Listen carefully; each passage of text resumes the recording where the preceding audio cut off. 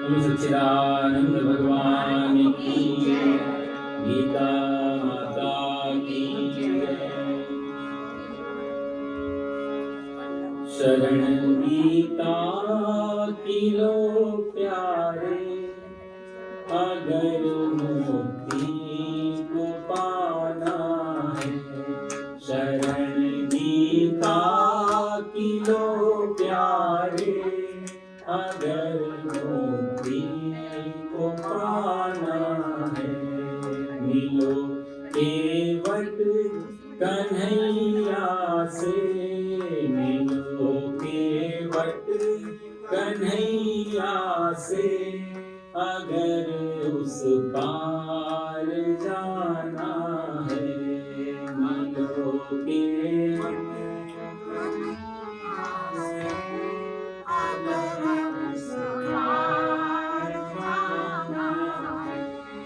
शरण गीता की लो प्यारे, अगर मुक्ति को पाना है।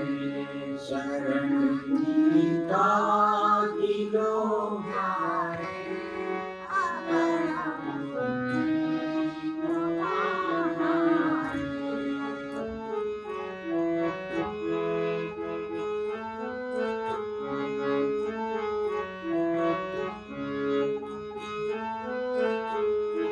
करो नित पाठ गीता का, जपो नित नाम माधव का। करो नित पाठ गीता का, जपो नित नाम। करो नित ध्यान केशव का, करो नित ध्यान केशव का। अगर जीवन बनाना है। शरण गीता की लो प्यारे, अगर मुक्ति है। शरण गीता की लो प्यारे, अगर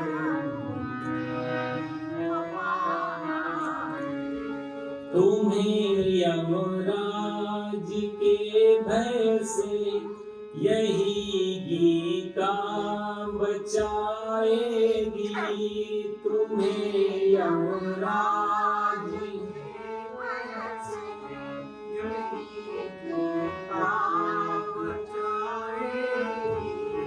कुटुंब परिवार सुखदारा, कुटुंब परिवार सुखदारा। न कोई काम आना है। शरण गीता की लो प्यारे, अगर मुक्ति को पाना है। शरण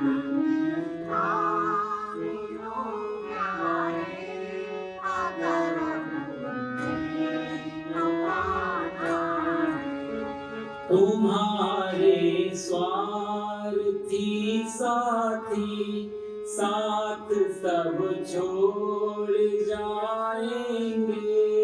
तुम्हारे स्वार्थी साथ सब छोड़ जाएंगे। मगर ये ज्ञान गीता का, मगर ये ज्ञान तुम्हारे साथ जाना है। शरण गीता की लो प्यारे, अगर मुक्ति को पाना है। शरण गीता की लो प्यारे,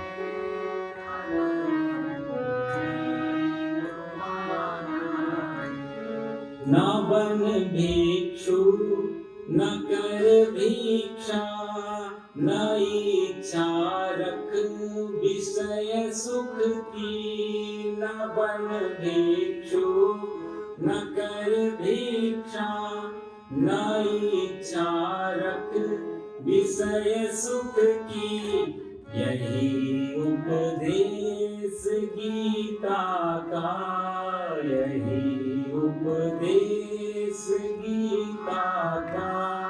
हृदय पट पर बसाना है, शरण गीता की लो प्यारे। अगर मिलोगे वट कन्हैया से, मिलोगे वट कन्हैया से, अगर उस पार जाना है, शरण गीता की। अगर मुक्ति को पाना है, अगर मुक्ति को पाना है, अगर मुक्ति को पाना है, तो सच्चिदानंद भगवान की जय।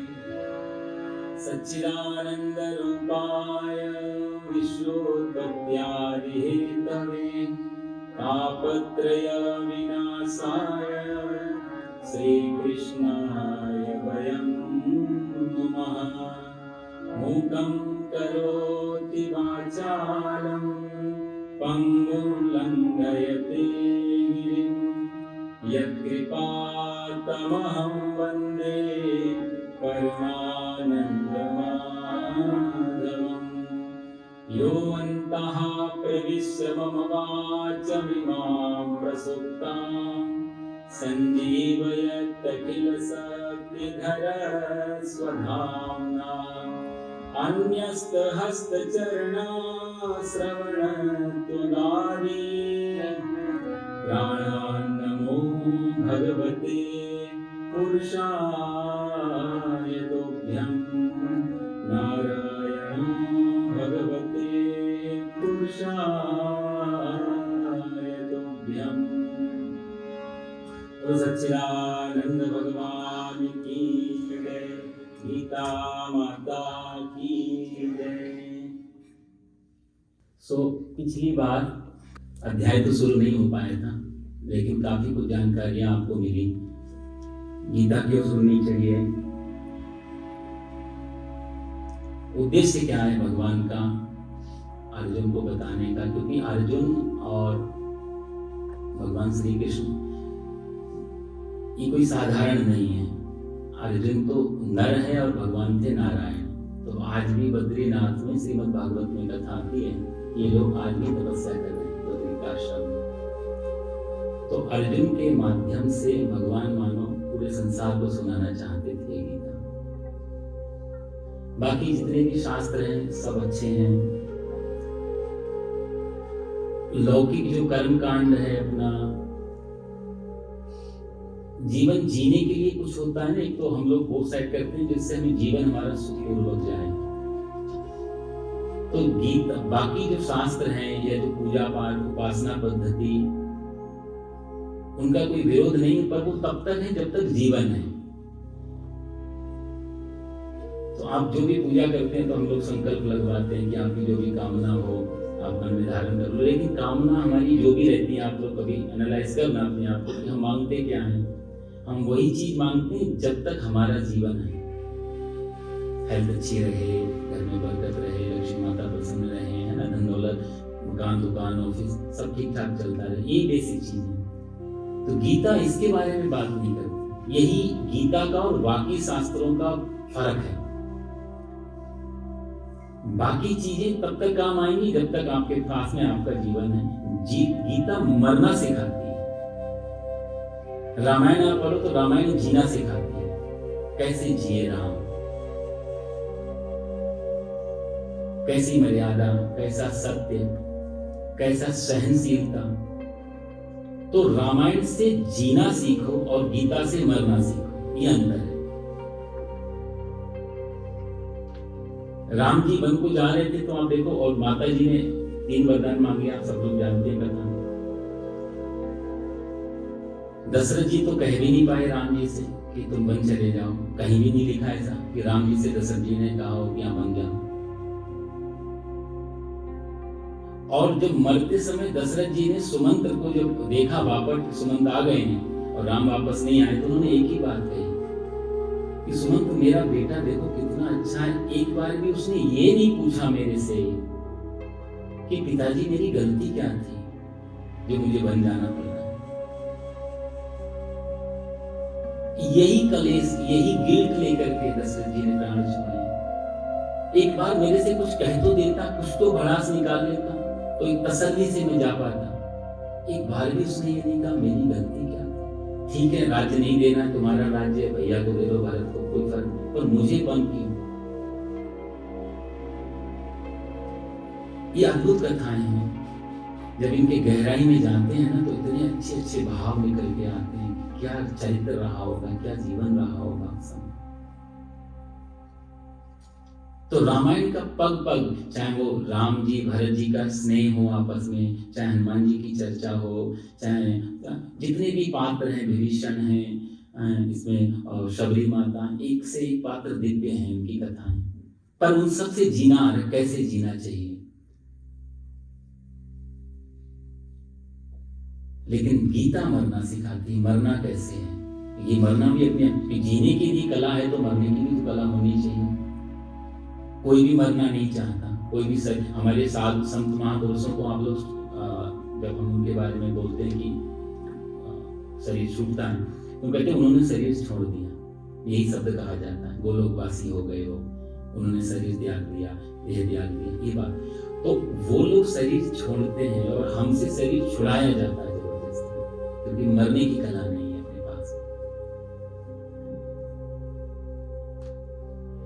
तो जीना और मरना दो चीजें हैं। जीना है रामायण आदि ग्रंथ पढ़ो, और मरने की कला सीखनी तो गीता जी। अद्भुत अपने आप में गीता है। 700 श्लोकों में भगवान ने बहुत कुछ इसमें भर दिया। कोई भी प्रश्न, मैंने पिछली बार भी कहा, कोई भी प्रश्न ऐसा नहीं है, कोई भी संदेह, कोई भी ऐसा संशय नहीं है जो गीता से निकल करके नहीं आया उसका उत्तर, उसका समाधान किसी भी प्रकार का, हर कुछ इसमें है।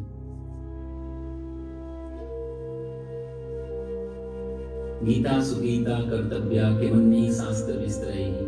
वेद व्यास जी कहते हैं गीता को सुगीता बना लो जीवन में, किमन्नी शास्त्र विस्तरैहि। बाकी शास्त्रों से क्या लेना देना, यदि गीता समझ में आ गई तो दूसरा कोई शास्त्र से जरूरत नहीं रह जाती, की मिल गई है। पिछली बार मैं कह रहा था ना, ये मैनुअल है हमारा, यदि ये हाथ में लग गया, ये की आ गई तो सारे रहस्य खुलते चले जाते। दोग्धा गोपाल नंदना, इसको भगवान ने स्वयं अपने मुख से गाया है। एक गुरु जी कोई बैठे हुए थे कहीं, तो एक चेला आया उनके पास में, गुरुजी हमको कुछ सिखाओ।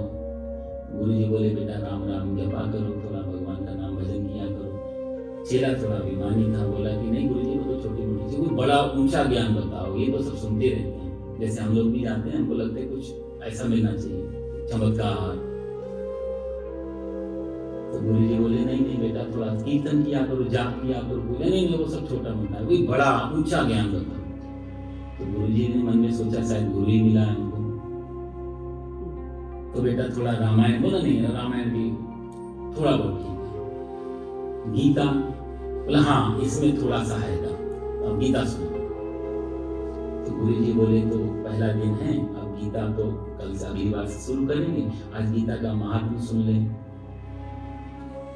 महात्म सुनाने लगे गुरुजी कि भगवान श्री कृष्ण जो है वो उनके मुख से गीता निकली है। दोग्धा गोपाल नंदना, ये शब्द श्लोक आता है। तो दोग्धा गोपाल नंदना, गोपाल नंदन मतलब भगवान श्री कृष्ण उसको दुआ है, और अर्जुन बछड़ा पार्थो वत्स, तो अर्जुन जो है वो बछड़ा बनाया और उससे गीता रूपी अमृत निकल के आया। तो गुरुजी ने कहा तो दोग्धा मतलब होता है दूहने वाला, चेले की समझ में नहीं आया। तो खूब गुरुजी ने अच्छा प्रवचन दिया उस पर। चेला बोले वाह गुरुजी क्या बात है, वाह वाह। अब जब खूब अच्छी तरह तारीफ करने, गुरुजी को भी जोश आ गया बेचारे, तो 10 मिनट बोलना था तो बोल गए 2-3 घंटे। फिर वो उसको चेला पर जब 2-1 घंटे के बाद में समाप्त हुई कथा, तो गुरुजी ने पूछा, बेटा समझ में आया? बोला, हमको आपने समझाया कम, हमको तो ज़्यादा समझ में आया। तो बताओ फिर, कुछ हमें भी बताओ क्या समझ में आया, कोई अच्छी बात लगी हो। अरे गुरुजी हमें सब समझ में आया, आप कोई भी नहीं बेटा, फिर भी थोड़ा लाज रख लो, कुछ तो बताओ, तुम्हें क्या पता लगा, क्या सीखा तुमने। बोला, गुरुजी बाकी सब समझ में आ गया था, आप बार बार कह रहे थे ना दोग्धा गोपाल नंदना, दोग्धा गोपाल नंदना, तो वो समझ में नहीं आया कि वो 2 गधा कौन थे। तो गुरुजी ने सर में हाथ मारा, बेटा एक हम और दूसरे तुम। तो कई बार ऐसा भी हो जाता है कि हम लोग, क्योंकि ये ना ये उतारने की चीजें हैं, यहाँ पर बहुत ज्यादा दिमाग लगाने की चीजें नहीं, ये थोड़ा उतारने, जैसे पानी को कितनी बार बोलो कि प्यास खत्म हो जाए, इम्पॉसिबल है, बल्कि बोलते बोलते प्यास और बढ़ेगी, क्योंकि बोलने से भी तो गला सूखेगा। तो बोलने की चीज नहीं है वो, सिर्फ पानी का गिलास मिल जाए और चुपचाप से पी लिया तो प्यास बुझ जाएगी।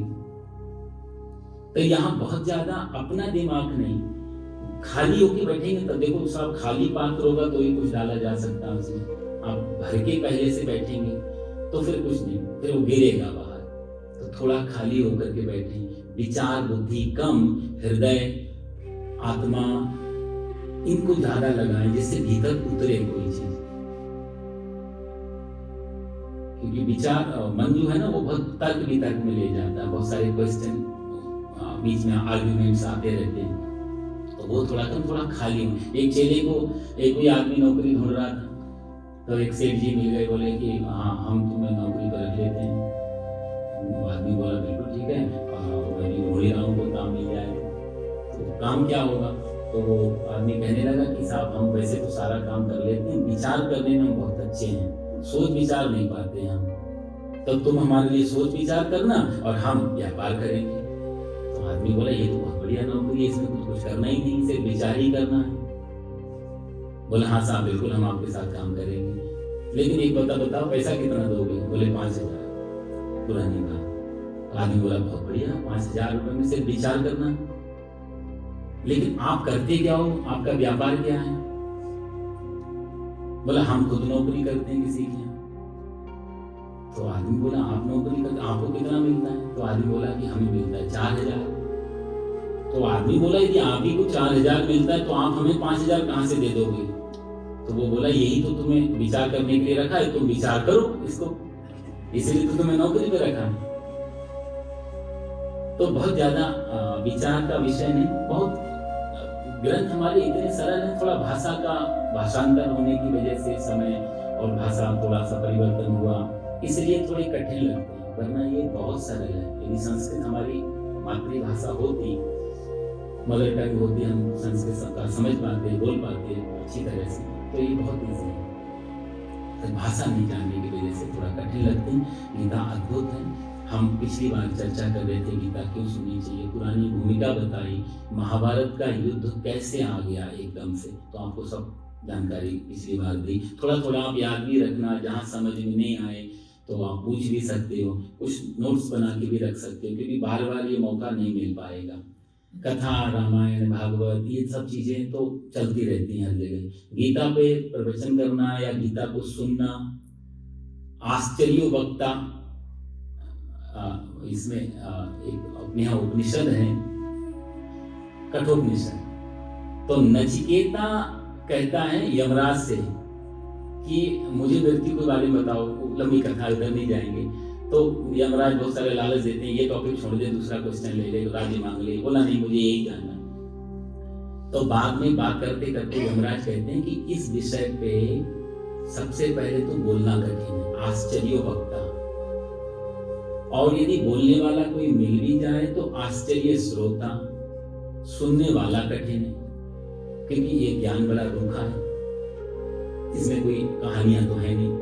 हम लोग कोशिश करते हैं कि थोड़ा सा कुछ ऐसा बीच में लगाते, जैसे हमारा कंसंट्रेशन बना रहे, ध्यान बना रहे, बोले तो बनाइए, थोड़ा सा ड्राई है। और यदि वक्ता भी मिल गया बोलने वाला, श्रोता भी मिल गया सुनने वाला, तो उसको जीवन में उतारना तो महाकठिन है। यमराज नचिकेता, बहुत सुंदर है कठोपनिषद। कभी भगवान ने मौका दिया इसके बाद तो हम ऐसे उपनिषद ले सकते हैं, बड़ी दिव्य कथाएं हैं उसमें भी, बहुत सुंदर उपनिषद है अपने यहाँ। कठोपनिषद, ईशावास्य और 3-4 उपनिषद तो इतने अच्छे हैं कि सबको लगभग पढ़ने ही चाहिए, सुनने ही चाहिए। ब्रह्मसूत्र आदि कठिन हो जाते हैं, वेदांत वगैरह, लेकिन ये उपनिषद बहुत अच्छी है सुनने के। तो पिछली बार हम लोग महाभारत का युद्ध क्यों शुरू हुआ, इसके पीछे क्या कारण बने, बहुत सारे अलग अलग तल पे कारण बन रहे हैं। कहीं शकुनी भी है, धृतराष्ट्र भी है, दुर्योधन भी है, राज्य भी है, द्रौपदी है, प्रतिज्ञाएं हैं, भार उतारना है, यदा यदा ही धर्म से, भगवान आगे कहेंगे। बहुत सारे कारण हम लोगों को ये खोजना है कि मुख्य कारण क्या है। यहाँ पर तो कभी किसी ने लेकिन अपने अपने विचार से, अपने अपने पॉइंट ऑफ व्यू से हम निकाल सकते हैं कि मेन कारण क्या। कुरुक्षेत्र में ये कही गई और 4 वक्ता इसके पैरेलल चल रहे हैं। भगवान श्री कृष्ण अर्जुन को सुना रहे हैं, संजय धृतराष्ट्र को सुना रहे हैं, एक श्रोता बीच में और भी है। आपको किसी को ध्यान हो, एक श्रोता हो चुपचाप से सुनना। टोटल वैसे 2 हैं, लेकिन एक तो मूक है और एक जागृत है। बर्बरी, किसने बोला? हाँ जी, बर्बरी कौन था? घटोत्कच का कोई कथा है, उसकी भी अपनी एक कथा है। युद्ध में आने नहीं देना था, तो उसने बोला मुझे महाभारत देखना है, तो भगवान ने उसके सिर को रख दिया, तब तक तुम प्राणांत नहीं हुआ जब तक महाभारत पूरा। तो 18 दिन तक बर्बरी ने लाइव देखा है इसको, इसलिए लास्ट में बर्बरी के पास जाते भी हैं, क्योंकि निश्चित नहीं हो पाया कि कौन जीता कौन हारा, कैसे जीते, क्या हुआ, कहाँ। तो बर्बरी से पूरा वो एक अलग महाभारत का टॉपिक, इसलिए कहते हैं महाभारत जरूर पढ़ना चाहिए। महाभारत में इतनी कथाएं हैं, इतना उसमें भरा हुआ है। वो तो गीता तो एक छोटा सा पार्ट है, मैंने बताया ना, भीष्म पर आपके अंतर्गत गीता पर बहुत छोटा सा पार्ट है, 10% भी नहीं है महाभारत का। महाभारत तो विशाल है, 1 लाख मंत्र थे इसमें। तो महाभारत यदि आपने एक बार पढ़ लिया तो सारी कथाओं का बैकग्राउंड समझ में आ जाएगा क्यों चल रहा है। तो एक तो बर्बरी तो है, एक और है, उसका नाम है श्री हनुमान जी। झंडे में हुआ क्या था कि भगवान ने हनुमान जी से, अर्जुन से कहा कि जाओ हनुमान जी को ले आओ, थोड़ा सहायता करेंगे। हनुमान जी के पास गए तो हनुमान जी ने बोला कि हमको तो कथा सुनने में आनंद आता है, सत्संग हो तो हम चलेंगे। तो अर्जुन बोले कि सत्संग नहीं होगा, वहां युद्ध होगा। तो हनुमान जी बोले देखो बिना सत्संग के तो हम नहीं रह पाते हैं, हम प्रभु चरित्र सुनने को, जहाँ प्रभु चरित्र चलना होगा हम सब तो रेडी हैं। तो अर्जुन बोले थी बड़ी मुश्किल हो गई। भगवान से कहा कि हनुमान जी तो कह रहेंगे बिना सत्संग के नहीं आएंगे। तो भगवान बोले उनको बुलाओ, बुलवाया, बोला हम आपको सत्संग में सुनाए। तो जाकर के अर्जुन के रथ की ध्वजा पर हनुमान जी विराजमान हो गए। तो शास्त्र और महापुरुषों ने ये भी कहा कि अर्जुन तो बहाना था, गीता तो हनुमान जी को सुनाना था। इसलिए अर्जुन के रथ का नाम पड़ गया है कपिध्वज। एक नाम कपिध्वज है इसका। कपि मतलब हनुमान जी और ध्वज, जिसकी ध्वजा में हनुमान जी विराजमान है, ऐसे रथ को कपिध्वज कहा है। तो ऐसी बहुत सारी कथाएं हैं, बहुत सारी चीजें हैं। भाव ये है कि गीता सबसे बाकी शास्त्रों में सबसे ऊपर यदि रखा गया, उसका यही कारण था कि जीवन के साथ भी और जीवन के बाद भी। जैसे हमारे इंडिया में इंश्योरेंस पॉलिसी है ना, तो वो लिख देते हैं जीवन, हालांकि उनकी कोई गारंटी जीवन के बाद उनको कहाँ पहुंचाने जाएंगे। तो हम सब लोग कहता है इतना अच्छा स्लोगन है तो सब लोग कराते ही हैं। असली इंश्योरेंस तो ये है, असली चीज तो ये है कि हर विपत्ति में भी और संपत्ति में, संपत्ति को कैसे टैकल करना है, विपत्ति को कैसे, दोनों को बचाना बड़ा मुश्किल होता है। जरूरी नहीं विपत्ति को बचाना मुश्किल है, संपत्ति को भी बचाना बड़ा मुश्किल होता है। हर किसी की बस की नहीं है धन को बचाना। ये लक्ष्मी, एक आदमी की लॉटरी लगी 1 मिलियन की, पत्नी को पता चला कि मेरा पति तो हार्ट पेशेंट है, $100 भी कमाता नहीं है, कहीं धोखे से इसको 1 मिलियन बता दिया तो हार्ट अटैक ना आ जाए, क्या करूं, और पैसा तो लेना ही है। तो बेचारी चर्च चली गई, पादरी के पास जाके बताया कि मेरे पति को ना हार्ट का बीमारी है और पैसा कुछ कमाते नहीं है, अचानक से लॉटरी लग गई है 1 मिलियन की, क्या करें, आप कुछ उपाय बताओ जिससे वो। पादरी बोले चिंता मत करो, आप संडे को उनको लेके आना, हम कुछ समाधान निकालते हैं। पादरी ने सोचा छोटा छोटा करके बताएंगे। तो जब संडे को गए तो उसने देखा चेहरा और बोला तुम्हें मालूम है तुम्हारी एक लॉटरी लगी है? बोला अच्छा, मेरे को नहीं मालूम। बोला आपको कितने की? तो पादरी ने सोचा 1 मिलियन इकट्ठा नहीं बताया, 1 लाख बताते हैं, फिर बढ़ेंगे धीरे धीरे। उसने बोला $1 लाख की तुम्हें लॉटरी लगी है। उस आदमी ने सोचा अच्छा $1 लाख की लॉटरी लगी है, यदि आप सही बोल रहे हो तो मैं इसी समय $50,000 चर्च को दान करता हूँ। पादरी को हार्ट अटैक आ गया क्योंकि चर्च में कोई $10 भी नहीं डालता। तो संपत्ति को भी बचाना आसान नहीं है, खुशी को भी बचाना आसान। खुशी में भी हार्ट अटैक होते हैं, दुख में तो होते ही, खुशी में भी हो जाता है। ये हमारे इंद्रियों की एक सीमा है, इससे ज्यादा यदि कोई चीज आएगी उसको सहन नहीं कर पाएंगे। आंखों की भी एक सीमा है, एक लिमिट तक हम देख सकते, उससे ज्यादा नहीं देख सकते। एक कान की एक सीमा है, इससे ज्यादा नहीं सुन सकते। तो ये बड़े बैलेंस में बना हुआ जिससे जीवन का काम चलता रहे।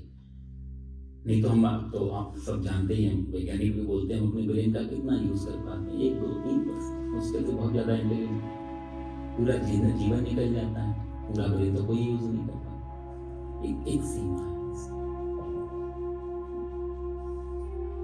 तो ऐसे स्थिति में हम लोग अंदर आज प्रवेश करते हैं, क्योंकि आज तो कम से कम शुरुआत तो हो जाए, नहीं तो बाकी इसकी भूमिका तो बहुत बड़ी है। इसका महात्म्य जितना बोला जाए, कई बार जब हम लोग इनकी सप्ताह आदि से या नवान पर या 10 दिन या 11 दिन के हिसाब से जब गीता होती तो महात्म्य सुनाया जाता है पहले दिन, उसके पीछे कथाएं हैं।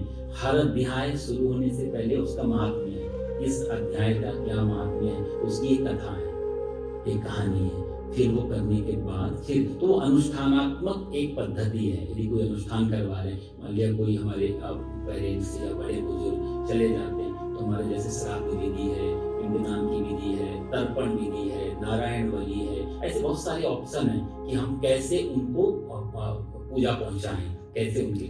तो श्राद्ध की बहुत सारी पद्धति है। तो कई लोग गीता जी का सत्संग रखवा देते हैं, ये भी एक विधि है श्राद्ध की। कई लोग श्रीमद् भागवत सप्ताह रखवा देते हैं आत्मा की मुक्ति के लिए।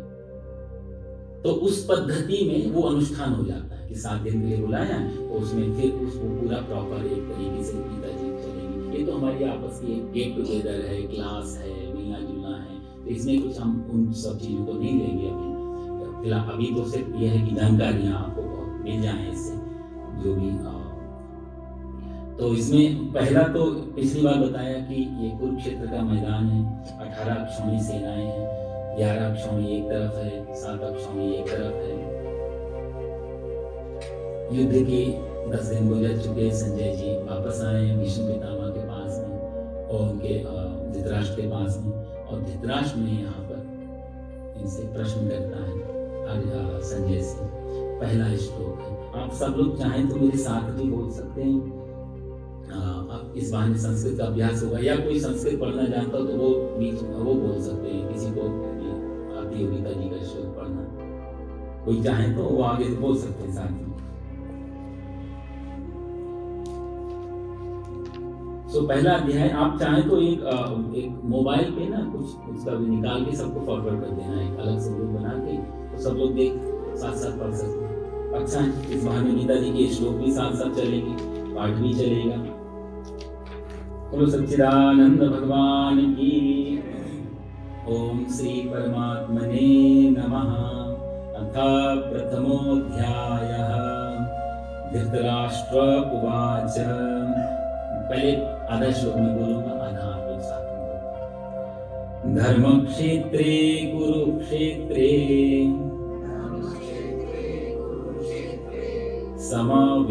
समवेतायुयुत्सवः। मामकाः पाण्डवाश्चैव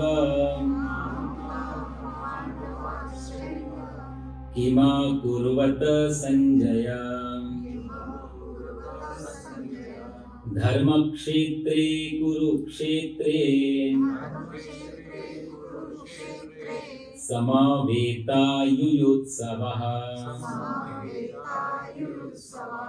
मामकाः पाण्डवाश्चैव किम कुर्वत संजय। धृतराष्ट्रोवाच, पहला जो इसमें उवाच दिया, उवाच मतलब बोला, धृतराष्ट्र है। धृतराष्ट्र ने संजय से पूछा कि धर्म भूमि कुरुक्षेत्र में, धर्म क्षेत्र है कुरुक्षेत्र है, धर्म भूमि कुरुक्षेत्र में समवेता, समवेत का अर्थ होता है इकट्ठे होना, समवेत रूप से इकट्ठे हुए, किस लिए? बोले युयुत्सवः, युद्ध की इच्छा से, युद्ध की कामना से इकट्ठे हुए। कौन? बोले मामकाः, मेरे, च और पांडवा, पांडव के, एवं किम अकुर्वत। धृतराष्ट्र पूछता है कि धर्म भूमि कुरुक्षेत्र में मेरे और पांडु के पुत्रों ने जो वहां युद्ध के लिए इकट्ठे हुए हैं, उन्होंने किम कुर्वत, किम अकुर्वत, क्या किया? ये प्रश्न है धृतराष्ट्र का। बहुत सिंपल सा प्रश्न है कि दोनों हमारे बच्चे, पांडु के बच्चे, दोनों युद्ध के लिए इकट्ठे हुए हैं, उन्होंने क्या किया? पहली चीज यहाँ पर आप देखो, कुरुक्षेत्र में तो इसलिए इकट्ठे हुए थे, कुरुक्षेत्र ना ये धर्म भूमि था पहले।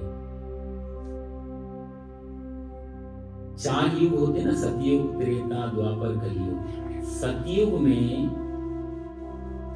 जो तीर्थ था, हर युग का एक तीर्थ होता है, उसको बोलते हैं युग तीर्थ। तो सतयुग का जो युग तीर्थ है वो नैमिषारण्य था उस समय, इसलिए सारी कथाएं आपको नैमिषारण्य की दिखेंगी। एकदा नैमिषारण्य, सिर्फ सत्यनारायण की कथा आप लोग सुनते हैं, एकदा नैमिषारण्य विषयासनकार्या प्रपच्छुर्मुनयः सर्वे सूक्तम पौराणिकम खलु।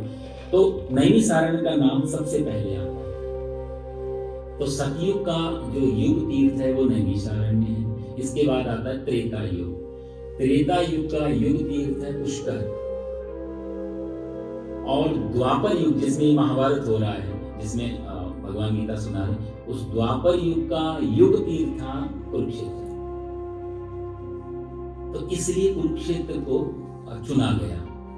उसके पीछे भी 2 कारण थे, क्योंकि धर्म क्षेत्र है तो यहाँ पर मृत्यु जो होगी सेनाओं में, सैनिकों के लोग, उनका कल्याण हो जाए। अच्छी भूमि में भी कई बार प्राण त्यागने से उसके जो वातावरण है वो भी हेल्प करता है पुनर्जन्म। इसलिए पुराने समय में लोग देह त्यागने के लिए काशी वगैरह चले जाते थे। तो इसका भी अपना बड़ा, क्योंकि अंत समय क्या पता भगवान का नाम आ जाए, एक अच्छे वातावरण में मर रहे हैं। इसलिए भी, क्योंकि कृष्ण से भी ये पूछा गया था कि युद्ध कांड की बहुत सारी मीटिंग हुई थी, ये युद्ध कोई अचानक से नहीं वहां खड़े हो गए। और कौरव पांडवों की बहुत कई बार मीटिंग हुई है। कृष्ण से पूछा गया, भीष्म पितामह से पूछा गया, तो कई लोगों ने, वेदव्यास जी से भी पूछा गया था कि हम इतना, क्योंकि बहुत बड़ा युद्ध था, बहुत बड़ी प्लानिंग करनी थी इसके लिए। तो एक तो बहुत बड़ा ग्राउंड था वहां पे, और सबसे बड़ी बात वो धर्म भूमि थी। इनके जो वंशज हैं पांडवों के, उनके महाराज थे पुराने कुरु के, तभी तो ये कुरु वंश है ना, पूरा कौरव कहलाते हैं। तो महाराज कुरु ने भी यहाँ पर बहुत तपस्या और यज्ञ आदि किए थे। इंद्र ने भी यहाँ यज्ञ किया था कुरुक्षेत्र में। तो इसलिए ये इसका वातावरण बहुत ही पवित्र था। तो उनको लगा कि यहाँ न्याय संगत युद्ध हो पाएगा और यहाँ मरने वालों की मुक्ति की संभावना और जगह से ज्यादा है, इसलिए कुरुक्षेत्र को चुना गया। दूसरा जो है, यदि हम कोई कुछ लिखें, मान लिया आप भी कोई ऑटोबायोग्राफी लिखो या कोई किताब लिखें, कुछ भी, कोई भी हम शास्त्र पढ़ते हैं, तो उसमें पहले मंगलाचरण होता है। और वो मंगलाचरण का भाव होता है किसी देवी देवता से कि उनसे हमारी आगे की किताब में कोई बाधा नहीं आए।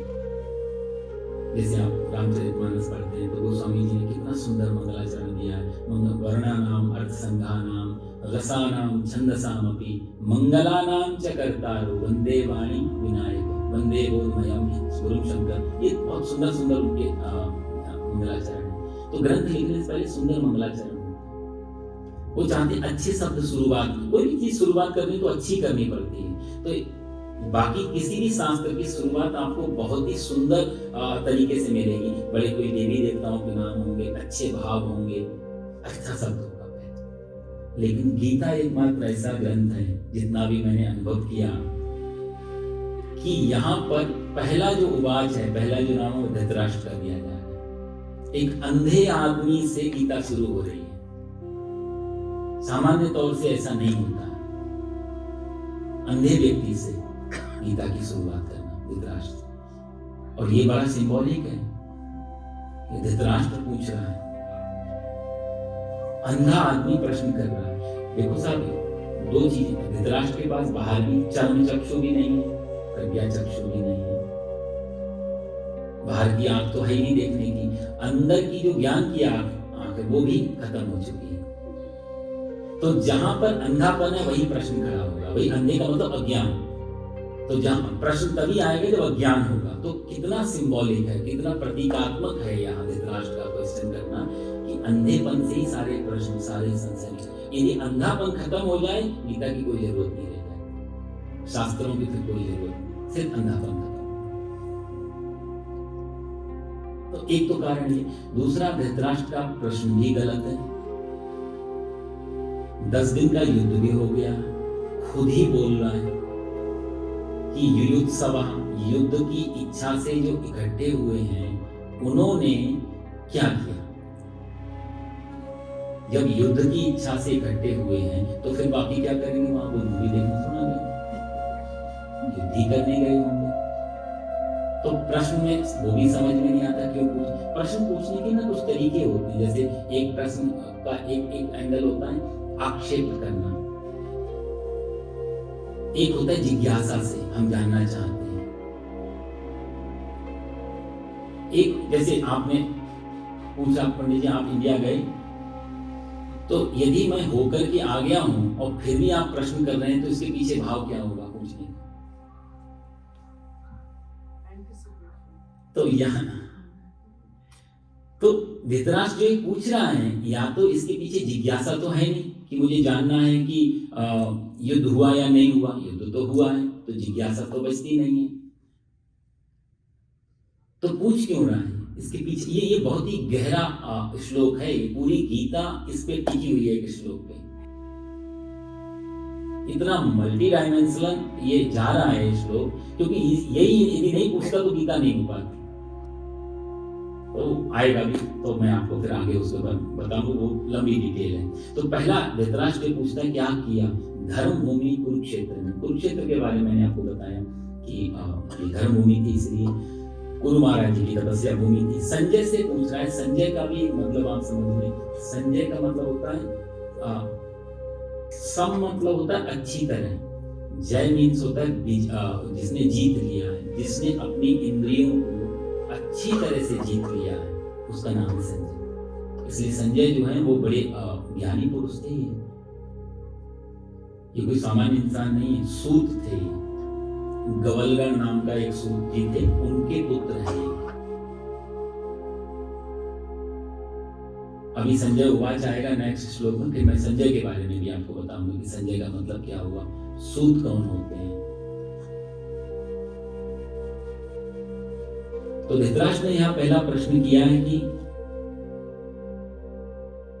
पहला क्या है, आखिरी प्रश्न है। वैसे गीता में आप देखो तो पूरी गीता में ये धृतराष्ट्र का एक ही उवाच है, इसके बाद धृतराष्ट्र का कुछ और नहीं है। अर्जुन को भगवान ने गीता सुना दी, संजय ने धृतराष्ट्र को गीता सुना दी। अर्जुन कहता है नष्टो मोह स्मृतिर्लब्ध्वा त्वत्प्रसादात् मया, ये 18वें अध्याय में अर्जुन कहेगा भगवान से मेरा मोह नष्ट हो गया। लेकिन धृतराष्ट्र का कोई कमिटमेंट नहीं आया गीता सुनने के बाद में। पूरी गीता में यही सच से बाहर निकल गई सब चीजें। तो धृतराष्ट्र का एकमात्र श्लोक है। और दूसरी चीज, धृतराष्ट्र जो पूछ रहा है उसके माध्यम से मानो व्यास जी कहना चाहते हैं कि हम लोग भी कहीं ना कहीं छोटे छोटे लेवल पे हम लोग भी धृतराष्ट्र ही हैं। क्योंकि धृतराष्ट्र का अर्थ होता है धृतम राष्ट्रम। धृत मतलब होता है जिसने पकड़ लिया है जोर से, राष्ट्र मतलब अपने देश को जो छोड़ना नहीं चाहता, जो पकड़े बैठा है, वही धृतराष्ट्र। हम लोग भी इसलिए धृतराष्ट्र, हम लोगों ने भी, हमारे भी छोटे छोटे अपनी अपनी चीजें जिनको हम पकड़ के बैठे हैं। कोई टाइटल्स में पकड़ के बैठा है, हम ये हैं, हम वो हैं, हम पंडित, हम डॉक्टर, हम इंजीनियर, हम ये नेता। कोई घर को पकड़ के बैठा है, प्रॉपर्टीज को, हमारे इतने मिला है, हमारा इतना बड़ा एम्पायर। कोई दूसरी चीजों को, सुंदरता को पकड़ के बैठा है, कोई किसी, मतलब आदमी का कहीं ना कहीं एक फोकस है कि उस चीज को पकड़ के बैठा, और ये पकड़ ही अधर्म बनाती है, वही अधर्म की तरफ है। तो हम लोग भी कहीं ना कहीं छोटे छोटे स्तर पे हैं, लेकिन धृतराष्ट्र है। तो कहना क्या चाहते हैं पहला शब्द में व्यास जी, ये बहुत ही गहरी चीजें हैं गीता। एक एक शब्द पे यदि आप अंदर जाते हैं तो शब्दों में से बहुत अर्थ निकलते हैं। धर्म क्षेत्र, कुरुक्षेत्र, यदि हम दोनों में से दो शब्द है ना, धर्म क्षेत्र, कुरुक्षेत्र, इनमें आप क्षेत्र को हटा दो तो क्या बचेगा? क्षेत्र शब्द हटा दिया, धर्म क्षेत्र क्षेत्र हटाए तो धर्म बच गया, कुरुक्षेत्र से क्षेत्र हटाए तो कुरु बच गया। दोनों को मिलाकर क्या होगा? धर्मम कुरु। और कहां पर? दोनों क्षेत्रों को फिर ले लो, क्षेत्रे क्षेत्रे धर्मम कुरु। पूरी गीता मानो धर्म सिखाती है कि धर्म करो कहां? क्षेत्रे क्षेत्रे। धृतराष्ट्र के पास अपना राज्य है, अर्जुन अपने युद्ध में, डजंट मैटर, हम तो वहां नहीं है, तो हमारे लिए कैसी काम आई? तो बोलते जो भी आपका क्षेत्र है, जो भी हमारी प्रोफेशनल लाइफ है, पर्सनल लाइफ है, जो भी हमारा क्षेत्र है, हम चाहे आईटी में हो, मेडिकल में हो, चाहे हम रिलीजन में हो, किसी जो भी हमारा क्षेत्र है वहां धार्मिक रूप से चले, हम लोग धर्म को साथ लेकर के चले। यही मतलब होता है धर्म क्षेत्रे कुरुक्षेत्र। क्षेत्रे क्षेत्रे धर्मम कुरु। हर क्षेत्र में धर्म। दूसरा एक भाव और भी है, यदि आप गीता के पहले अध्याय का पहला अक्षर लेते हैं तो धर आता है, रौ तो आधा है इसलिए जोड़ना पड़ेगा इधर, तो धर आ गया। गीता के 18वें अध्याय का अंतिम श्लोक यदि आप देखते हैं, यत्र योगेश्वरा कृष्णो यत्र पार्थो धनुर्धरा तत्र श्री विजयो भूतिर ध्रुवा नीति मतिर मम। तो म अक्षर लास्ट आया, पहला अक्षर धर, लास्ट अक्षर म, दोनों को मिला देंगे तो क्या हो जाएगा? पूरी गीता धर्म में। गीता को समझ लिया तो धर्म समझ लिया। क्योंकि अभी हम लोग जो धर्म की व्याख्याएं करते हैं, पूजा, उपासना, कल्चर, संस्कृति, ये सब धर्म के पार्ट तो हैं, लेकिन धर्म नहीं है। धर्म एक विशाल स्वरूप है। हम बहुत सारी चीजों को मान, जैसे मंदिर गए, पूजा पाठ कर लिया, हम सोचते धार्मिक हो गए। गीता उस हिसाब से नहीं मानती। वो एक उपासना पद्धति है, वो उसके पिलर है नीचे लगे हुए जिस पे धर्म बैठा हुआ है। लेकिन इतना ही धर्म नहीं है, बहुत बड़ा आयाम है धर्म का। और इसको बहुत सारे, श्रीमद् भागवत के हिसाब से धर्म देखो, वेद प्रणीतो धर्म यद धर्मस्तद विपर्यया। श्रीमद् भागवत में व्यास जी धर्म की व्याख्या करते हुए कहते हैं, वेद में जो लिखा है उसका पालन करना धर्म है, और यद धर्मस्तद विपर्यया। अधर्म क्या है? बोले इसके विपर्य, इसके विपरीत कर्म करना अधर्म है। मनु महाराज जी से पूछो तो यतो अभ्युदय निश्रेय स निसिद्धि स धर्म, वो किसी और भाषा से धृति क्षमा तमस्तेयम 10 लक्षण बता रहे हैं वहां पर। लेकिन ये सब मिला जुला करके कोई एक चीज धर्म नहीं है। सिर्फ पूजा कर ली और धर्म हो गया, नहीं होगा। कोई दान कर लिया धर्म हो गया, नहीं होगा। सेवा कर लिया और वो धर्म हो गया, उसे बहुत सारे, ये सब धर्म को सपोर्ट करने वाले एक बेस हैं, लेकिन धर्म नहीं। तो धर्म को समझना हो, गीता को समझना हो। वो धर्म की भी बहुत अलग व्याख्या है, बहुत लंबी गहरी व्याख्या है धर्म। वो आएगा टॉपिक कभी आगे, तब आपको विस्तार से बताएंगे। तो क्षेत्रे क्षेत्रे धर्मम गुरु, हर क्षेत्र में हम धर्म करें, ये गीता का मेन सार है। पूरी गीता में क्या है? तो पहला अक्षर, लास्ट अक्षर, इसके बीच में पूरी गीता यहाँ पे। धृतराष्ट्र पूछता है संजय से क्या किया उन्होंने, और यहां पर सबसे समझने की चीज एक है इस श्लोक में। धृतराष्ट्र कह रहा है कि मामकाः पांडवाश्चैव, मेरे और पांडु के पुत्रों ने क्या किया। पांडु जब छोड़ के जा रहे थे, मैंने आपको पिछली क्लास में बताया, पांडु ने कहा कि मैं तो नहीं रह सकता यहाँ पर, मुझे जंगल में जाना पड़े। वो चले गए थे, इधर ये बच्चे हुए, और ये बच्चों को कुंती ने हमेशा ये सिखाया कि तेरे पिता समान है धृतराष्ट्र, कभी कोई भेद नहीं डाला कुंती ने। लेकिन धृतराष्ट्र आज ये बात कह के स्वीकार करता है कि उसके मन में भेद था, नहीं तो पिता नहीं था, सगे ताऊ हैं धृतराष्ट्र। तो ये कह सकता था कि कौरव ने और पांडु के पुत्रों ने क्या किया। देखो आप कितना गहरा है भाव। वो ये कहता कौरवाश्च पांडवाश्च चैव किम कुर्वत संजय, तो भी श्लोक का छंद नहीं बिगड़ता, रिदम नहीं बिगड़ती इसकी। वो सबको भी कौरव का कह देता तो भी छंद नहीं बिगड़ रहा था। लेकिन धृतराष्ट्र का ये कहना कि मामकाः पांडवाश्चैव, मेरे और पांडु के पुत्रों ने क्या किया, बस ये सारी गीता की जड़ इसमें आ जाती है। जहां शब्द आ गया मेरा, तो जैसे हम मेरा की एक वॉल खड़ी करते हैं, तत्काल तेरा की भी एक जगह आ जाती है। फिर बीच में जैसे जहां कहते हैं ना कि यदि मैं गिर जाए तो मेरा गिर जाए, मेरा गिर जाए तो मैं गिर जाए, वेदांत सब इसी पे टिका है कि दोनों में से एक को खत्म कर दो, चाहे मैं खत्म हो जाए, मैं के खत्म होते ही मेरा खत्म हो जाएगा। क्योंकि मैं यदि बचा ही नहीं तो मेरा कहां बचा थे। तो गोस्वामी तुलसीदास जी भी कहते हैं मानस में, मैं और मोर तोड़ते माया, ये सारी माया है क्या, बोला मैं और मोर तोड़, मेरा मैं और मेरा। ये जैसे हमने ये दो शब्द तैयार किए और वहीं से तू और तेरा और बहुत कुछ फिर चालू हो जाती है चीज। तो ये जो धृतराष्ट्र ने ये जो शब्द प्रयोग किया है गीता में कि मामकाः और पांडवाश्चैव, मेरे और पांडु के पुत्रों ने क्या किया, वहीं से वो खाई खोद दी उसने, तुम अलग और मैं अलग। पांडवों की तरफ से कभी ये व्यवहार नहीं हुआ धृतराष्ट्र के साथ में। धृतराष्ट्र जो कह रहा है, क्योंकि जो अंदर है साहब वो तो निकल ही पड़ता है कहीं ना कहीं। अंदर बिठा के उसने जो भेद चल रहा था आज मुख पे आ गया उसके, और यही से गीता शुरुआत करने के पीछे कारण था ये इनका व्यास जी का गीता शुरू। नहीं तो वो आगे तो अभी तो गीता जी की तो शुरुआत नहीं हुई, भगवान श्री कृष्ण जब बोलेंगे तब से गीता प्रारंभ होगी ना। अर्जुन को संशय होगा, मोह होगा, पूछेगा, तब जाके गीता शुरू। इतना पहले से क्यों ले जा रहे हैं?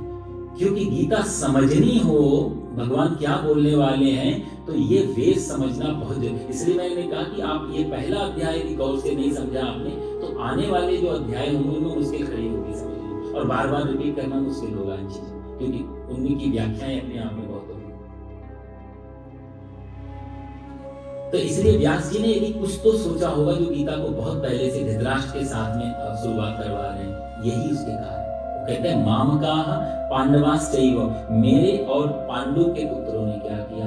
यही शब्द यही सबसे बड़ी। देखो हमारे जीवन में भी सारे झगड़े, चाहे हमारे व्यक्ति के लेवल पे, इंडिविजुअल लेवल पे देख लें, ग्लोबल लेवल पे देख लें, सारे झगड़े तो यही हैं, मामकाः और पांडव, मामकाः और पांडव। यदि एक दीवार गिर जाती है, हमारा भारत ने कितना अच्छा स्लोगन दिया था, वसुधैव तु कुटुंबकम्, पूरी वसुधा, पूरी पृथ्वी हमारा एक परिवार की तरह है। तो जब जब ये भेद आएगा, मेरे सारे दुनिया में झगड़े जो हैं कोई दो ही चीज, धर्म क्षेत्र, पहला शब्द यदि आप देखो, धर्म भूमि कुरुक्षेत्र में लड़ाई हो रही। आज भी जो लड़ाइयां हो रही वो कहाँ हो रही? सबसे ज्यादा 90% लड़ाइयां कहाँ हो रही और किस बात को लेके हैं? वो धर्म क्षेत्र, कुरुक्षेत्र, रिलीजन की लड़ाई, धर्म की लड़ाई, हम इस धर्म के तुम इस धर्म, सबसे ज्यादा लड़ाई। इतिहासकार कहते हैं कि पिछले करीब 2500 सालों में कुछ 7000 युद्ध लड़े गए, और उनमें 7000 युद्ध में मोर देन 90% युद्ध जो है धर्म के कारण, रिलीजन के कारण। मामकाः पांडवाश्चैव, मेरे और पांडु के पुत्रों ने क्या किया, यही सबसे बड़ी जड़ है। सबको अपना का और मान लेते तो शायद ये नहीं होता। दुर्योधन तो एक प्यादा है इसका, क्योंकि पद पे तो ये बैठे हैं ना, नाम तो इनका लिया जाएगा, राजा ये हैं, कमांड इनके हाथ में है, तो लोग तो इनको ब्लेम करेंगे। दुर्योधन तो एक इनका एक बेटा है या परिवार का सदस्य है, वो एक अलग पक्ष है। निर्णय लेना तो इनके हाथ में है। मुख्य व्यक्ति तो धृतराष्ट्र है। यदि ये डिसीजन लेने में, और इसके पीछे इनकी पत्नी गांधारी के, उसकी चर्चा भी कभी आएगी तो मैं करूंगा। तो गांधारी का भी व्यास जी ने व्यास जी बहुत स्पष्ट वक्ता है, तो व्यास जी ने देखो गांधारी को भी ब्लेम किया कि धृतराष्ट्र तो अंधे थे, गांधारी को तो पट्टी नहीं बांधनी चाहिए थी आंखों की। भाई पति तुम्हारा अंधा है तो पत्नी का धर्म बनता है, सहधर्मिणी हो आप, कि उससे कुछ गलत ना हो जाए। तो उसने भी, ये तो अंधा है ही पति, और ये भी पट्टी बांध के बैठ गई, तो पतिव्रता धर्म से ज्यादा इसको जरूरी था कि राजधर्म निभाना। इसलिए व्यास जी ने कई जगह गांधारी को भी आरोपित किया है कि तुम्हारे आगे दो ऑप्शन थे, या तो आप पट्टी खोल दो और या फिर अपने पति को राज्य सिंहासन से नीचे उतार। इतनी बड़ी जिम्मेदारी आप ले रहे हो इमोशनली कि मैं पतिव्रत धर्म से नहीं हटूंगी, फिर पति को तुम सिंहासन से पे बिठा, पूरी जनता सब कुछ तुम्हारे हाथ में, एक जरा गलत डिसीजन और सब कुछ गए। ये दोनों दोषी हैं महाभारत युद्ध के पीछे। गांधारी भी उतनी दोषी जितना धृतराष्ट्र। दुर्योधन का नाम आता है कई जगह। दुर्योधन को जो भगवान श्री कृष्ण समझाने गए हैं, तो दुर्योधन से भगवान ने बहुत कहा, धर्म की बातें बताई। दुर्योधन का स्टेटमेंट क्या है आप देखो महाभारत में। दुर्योधन कहता है, जानामि धर्मम न च मे प्रवृत्ति, जानामि अधर्मम न च मे निवृत्ति। जानामि धर्मम न च मे निवृत्ति और जानामि अधर्मम न च मे प्रवृत्ति। वो कहता है कि केशव देखो, धर्म की व्याख्या मत करो। जानामि धर्म, मैं धर्म जानता हूं, पर न च मे प्रवृत्ति, उसमें मेरा कोई मन नहीं लगता। मेरे को सब मालूम है, जैसे हम लोग भी सब जानते हैं अच्छा क्या है, बुरा क्या है, फिर बुरा हो ही जाता है। वही दुर्योधन का स्टेटमेंट, जाना भी धर्म, मेरे को मालूम है धर्म क्या है, लेकिन मेरी कोई इसमें रुचि नहीं है, मेरी कोई उसमें प्रवृत्ति नहीं है, मैं नहीं करूँ। और जाना में अधर्मम, अधर्म क्या है वो भी मुझे मालूम है। न च मे निवृत्ति, मैं उसको त्याग नहीं सकता, अधर्म को मैं छोड़ नहीं सकता। ये बात जब कृष्ण ने सुनी थी, तभी वहां से उन्होंने बोलना बंद कर दिया था, क्योंकि अब समझाना, भाई समझाया उसको जाता है जिसको जानने की इच्छा हो, जो कुछ बदलना चाहता हो, तो पूछने आए कि भाई मैं सही में कुछ आप बताओ, राय दो। तो हम कुछ, जो खुलने को ही तैयार नहीं है, जो परिवर्तन के लिए भी तैयार नहीं, जो ये कह रहा है मुझे सब मालूम है, तो फिर उसको क्या समझाना। भगवान बोले अब तो युद्ध होगा, क्योंकि जब तेरा ये स्टेटमेंट बहुत महत्वपूर्ण। दुर्योधन के लिए व्यास जी ने महाभारत में बहुत अच्छा शब्द प्रयोग किया। उनके लिए कहते हैं, दुर्योधन के लिए, कि मन्युमयो द्रुमः करके आता है, दुर्योधनो मन्युमयो द्रुमः। उसका मतलब होता है कि, पूरा श्लोक मेरे को याद नहीं है, वो कहते हैं कि जैसे कोई बड़ा सा वृक्ष होता है, विशाल वृक्ष, तो दुर्योधन, मन्युमय मतलब क्रोध, दुर्योधन क्रोध का विशाल वृक्ष है। जिधर भी पत्ते, डाली, तने, जड़, सब में क्रोध ही क्रोध चल। दुर्योधन बहुत क्रोधी, और क्रोध अवस्था इसका, क्रोध का भी बड़ा अच्छा इसमें श्लोक है। क्रोधात् भवति सम्मोहः, सम्मोहात् स्मृति विभ्रमा, स्मृति भ्रंशात् बुद्धिनाशो, बुद्धिनाशात् प्रणय। ये बड़ा अच्छा श्लोक आएगा आगे। क्रोध में आदमी कैसे नीचे नीचे नीचे नीचे गिरता चला जाता, कितने तल है क्रोध को नीचे गिराने में। बहुत सुंदर। दुर्योधन को व्यास जी पहले, लेकिन धृतराष्ट्र पे इतना भरोसा नहीं था कि ये ऐसा कर जाए। आज जब धृतराष्ट्र ने बोल दिया कि मामकाः पांडवाश्चैव किम कुर्वत संजय, क्या किया मामकाः, तो इसमें सारा गीता का सार छुपा है। जहां मेरे और तेरे की भावना होगी, आज नहीं कल वहां युद्ध की संभावना हमेशा बनी ही रही। कम से कम युद्ध नहीं भी हो तो शांति की अपेक्षा तो ऐसी जगह से नहीं कर सकते। और भी इसके बहुत सारे वो हैं, लेकिन हम लोग भगवान श्री कृष्ण की वाणी सुनने बैठे हैं, तो मैं कोशिश करूंगा इस श्लोकों को थोड़ा थोड़ा संक्षेप में आगे बढ़ाएं। जब भगवान की वाणी आएगी तब हम थोड़ा विस्तार करेंगे। अगला श्लोक हम लोग ले लेते हैं, दूसरा श्लोक। संजय उवाच, संजय उवाच दृष्ट्वा तु पांडवानीकम् व्यूढं दुर्योधनस्तदा आचार्यमुपसंगम्य राजा वचनमब्रवीत् दृष्ट्वा तु पाण्डवानीकम् व्यूढं दुर्योधनस्तदा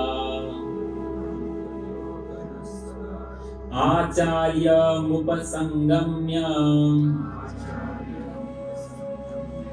राजा वचनमब्रवीत्।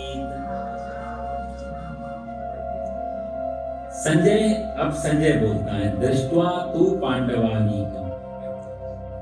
अर्थ है इसका कि तदा व्यूढ़म पांडवानीकम, तदा मतलब उस समय, व्यूढ़म व्यूह आकार में, और पांडवा पांडवों की, आनीक मतलब होता है सेना।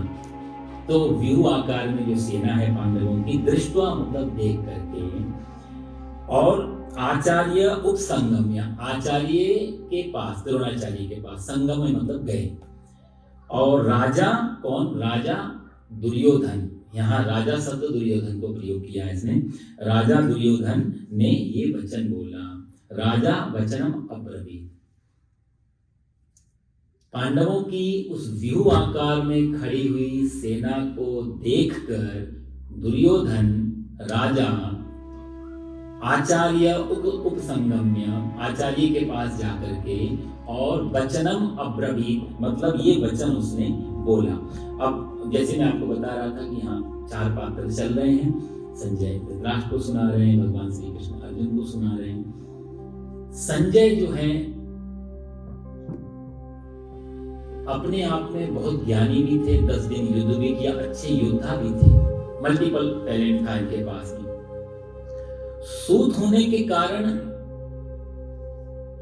ज्ञान होना आवश्यक हो गया था इनके अंदर। सूत क्या होता है वो भी मैं आपको बताऊं, क्योंकि बहुत सारी चीजें ऐसी होती है ना जो हमें सुनते तो है। सूत, एक सत्यनारायण कथा हम सुनते ना, एक बार सूत जी महाराज से सोनकादि ऋषियों ने पूछा, तो कभी ये सब सुन के प्रश्न निकालना चाहिए कि सूत मतलब क्या, सोनकादि क्या।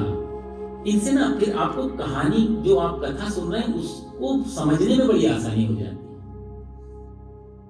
कि आधी से ज्यादा भगवान अर्जुन को अलग अलग नामों से बुलाएंगे बीच में, कहीं कौन्तेय बोलेंगे, कहीं अर्जुन बोलेंगे, कहीं कुछ उन नामों से पुकारने के पीछे भी रहस्य होगा कि भगवान क्या समझाना चाहते हैं, इसलिए क्या नाम ले रहे हैं। ये आपको आगे दिखेगा। जब कौन्तेय बोलेंगे तो बात कुछ और होगी, जब उसको पार्थ बोलेंगे तो बात कुछ और होगी।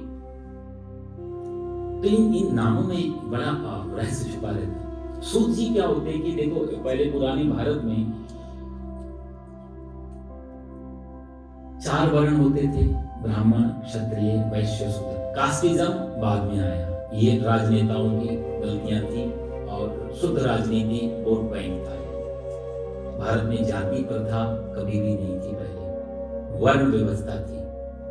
और ये वर्ण की आगे इसी गीता में चर्चा, चातुर्वर्ण्यम मया श्रेष्ठम। भगवान जब कहेंगे कि चतुर्वर्ण मैंने, क्योंकि भगवान यहाँ जाति का नाम नहीं लिया, चातुर्वर्ण्यम मया श्रेष्ठम, भगवान कहेंगे 4 प्रकार के वर्ण मैंने बनाए।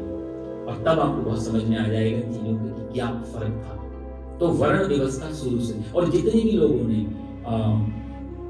देखो, जो पाश्चात्य वैज्ञानिक, उनके नाम अभी याद नहीं, जब कोई श्लोक आएगा तो मैं आपको बताऊंगा कि जितनी बार भी मानवता के साइकोलॉजी को तोड़ा गया, विभाग किए गए मनुष्यता के, तो 4 ही निकल के आए। जितने भी लोगों ने, एक किताब है द रिपब्लिक, शायद डार्विन की है, अपने किसी की, उसने भी तो उसने भी जब मनुष्यता के अंदर झांकने की कोशिश की कि कितने प्रकार हैं, कितने काइंड ऑफ पर्सनैलिटी हैं, तो 4 ही निकली। जितनी बार भी पूरी दुनिया में 4 ही निकल गई, 4 प्रकार की ही पर्सनैलिटी है, और हम सब में हैं। तो वो एक टॉपिक बहुत लंबा चला जाएगा, उधर जब श्लोक आएगा तब बताऊंगा। तो पुराने भारत में ये 4 प्रकार के वर्ण थे, ब्राह्मण। अच्छा, सबके कार्य भी फिक्स थे। ब्राह्मण का पुत्र आगे ब्राह्मण ही बनेगा 99%। कभी कभी कोई विश्वामित्र क्षत्रिय से ब्राह्मण हो जाते थे, कभी कोई परशुराम जी से ब्राह्मण से क्षत्रिय के काम में लग गए, वो थोड़ा अपवाद है, वो हर जगह चलता है, उसमें हम नहीं जाएंगे। लेकिन 99% हर वर्ण का अपना भविष्य था, तो क्षत्रिय का बेटा क्षत्रिय में ही जाएगा, निश्चित था, ये ट्रैक था बिल्कुल बना हुआ। ब्राह्मण का बेटा ब्राह्मण में जाएगा। तो जैसे इनके कार्य निश्चित थे, तो इनके विवाह आदि भी उस हिसाब से निश्चित थे, जिससे कि दिक्कतें ना हो। तो ब्राह्मण का पुत्री ब्राह्मण पुत्र के साथ ही विवाह होगा, क्षत्रिय पुत्री क्षत्रिय के साथ विवाह होगा, इसलिए विवाह कि जिससे कि गड़बड़ ना हो जाए। लेकिन स्वतंत्रता पूरी थी विवाह आदियों में।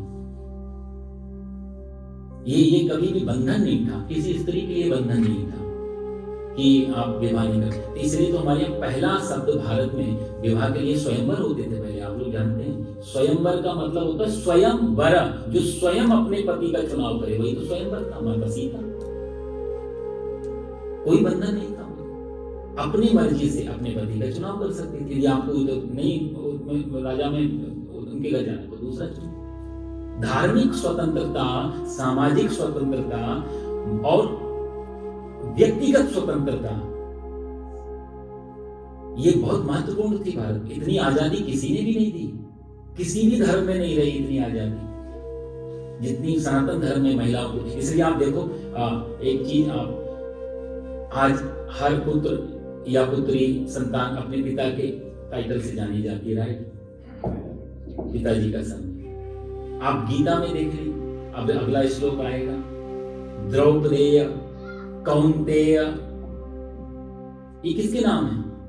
कुंती का पुत्र कौंतेय, माता के नाम से पुत्र का नाम आ जाता था। ये मान्यता थी भारत की संस्कृति की,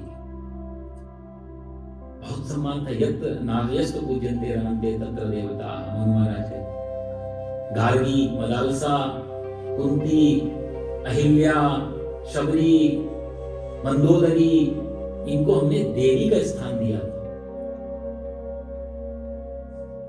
तो खैर वो एक अलग टॉपिक है, बताना नहीं थे। 4 वर्ण थे, तो चारों के कार्य निश्चित थे, और चारों का विवाह आदि निश्चित था। लेकिन धार्मिक और व्यक्तिगत स्वतंत्रता होने की वजह से कभी कभी कोई कन्या दूसरे वर्ण में चली जाती थी। तो ब्राह्मण में शादी करेगा तो जो संतान होगी वो ब्राह्मण बनेगी, क्षत्रिय क्षत्रिय में जाएगा तो क्षत्रिय बनेगी। लेकिन कभी कभी ऐसा हो जाता था कि इंटर कम्युनिटी मैरिज हो जाती थी, तब फिर क्या उनकी संतान। तो कितना गहरा हमारे सनातन धर्म के ऋषियों ने निकाल के रखा कि कैसे व्यवस्था बनाई जाए। ब्राह्मण का जो कुछ संतान है वो तो ब्राह्मण है ही, पर यदि इंटर कम्युनिटी में चले जाए तब फिर उस संतान को हम कैसे रखेंगे, तो उसके लिए भी सुविधा थी।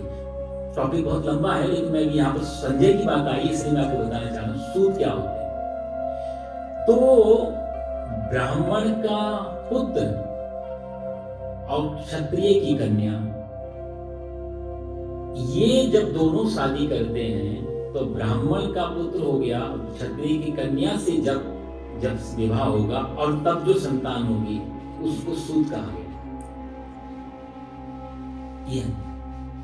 और यदि क्षत्रिय का पुत्र है और ब्राह्मण की कन्या है तो उनसे जो संतान होगी उनको सारथी, जो सारथी होते थे ना, बड़े बड़े राजा महाराजा महारानी राजकुमार, इनके जो रथ चलाते थे। आजकल की भाषा में तो ड्राइवर बोलेंगे, पर वो ड्राइवर नहीं है, सारथी एक अलग पद था, वो बड़ा हाई लेवल का पद था। वो ढूंढना पड़ता था कि ऐसी विवाह कहाँ हुआ है, उसका संतान कहाँ है। तो उसमें ज्ञान, क्योंकि सारथी की बड़ी जिम्मेदारी है, फ्रंट पे बैठना है, सारे बाण उधर से आ रहे हैं, सारा अपने आप को भी बचाना है, अपने रथी को भी बचाना है, कब कहाँ रथ खड़ा करना है, कैसे क्या। तो सारथी कोई आसान चीज नहीं होती, बहुत बड़ा जॉब था उस सारथी का। तो उसके अंदर ब्राह्मण की कन्या होने से बुद्धि भी हो और क्षत्रिय का डीएनए होने से उसके अंदर पौरुष भी हो, घबराए भी नहीं हो, अपने आप को भी बचाए, तो वो एक सारथी के रूप में जाए। तो ये सूत जी, ये अभी सूत जी का टॉपिक था, इसलिए यहाँ तक मैंने बताया। फिर मैं आपको आगे जो आपके मन में रहा है, कोई क्वेश्चन आ रहे हैं, फिर मैं आगे क्लियर करूंगा। कहने का मतलब ये था, संजय एक प्रतिभावान व्यक्तित्व थे कि वो ब्राह्मण के डीएनए से आ रहे हैं, क्षत्रिय माता की कन्या से माता से आ रहे हैं, तो इनका युद्ध कौशल तो था ही, लेकिन इनके पास इंटेलिजेंस, इनका इंटेलेक्ट लेवल, इनका बौद्धिक क्षमता बहुत ज्यादा थी। इसलिए सूत जी को, और दूसरा इनका काम क्या होता था, इनका काम, मुख्य सूत का काम रहता था पुराणों का अध्ययन करना। तो जितने भी पुराण हमारे 18 थे, इनको वो काम दिया। आप पुराण का अध्ययन करो, पुराण पे ही आप प्रवचन कर सकते हो। तो जितने भी पुराण है आपको सूची जरूर मिलेंगे, लेकिन जब बात दूसरे शास्त्रों की, वेद की आ जाएगी और वहां सूची नहीं होगी, उसका अधिकार नहीं था। उसके पीछे भी अलग कारण थे, क्यों नहीं बोल सकते थे। तो पुराणा सूतः पुराण आचार्य, पुराणों के आचार्य कौन है? बोला सूत जी।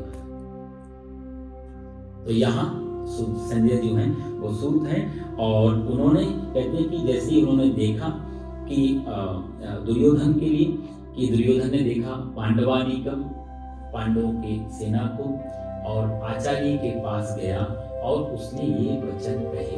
क्या वचन कहे वो आगे के श्लोक में, लेकिन यहाँ पर समझने की चीज ये है कि गीता में टोटल 700 श्लोक हैं, आपको मालूम होगा 18 अध्याय हैं। ये 2-4 चीजें तो आप जो मेन है जरूर आप नोट करके रखना दिमाग में। 18 अध्याय हैं, 700 श्लोक हैं, 4 उवाच हैं, 4 लोग इसमें बात करेंगे, भगवान श्री कृष्ण, अर्जुन, धृतराष्ट्र और संजय। हालांकि धृतराष्ट्र का तो एक ही श्लोक है, धृतराष्ट्र ने एक ही बात पूछा है। संजय के जो है वो पूरी गीता में संजय का 41 उवाच है, 41 बार संजय ने बात की है। और अर्जुन के 84 टाइम अर्जुन के उवाच हैं, और बाकी बच गए कृष्ण के हैं 574। ये भगवान श्री कृष्ण के उवाच है। टोटल मिला के 700 श्लोक बन जाते हैं। तो इसमें संजय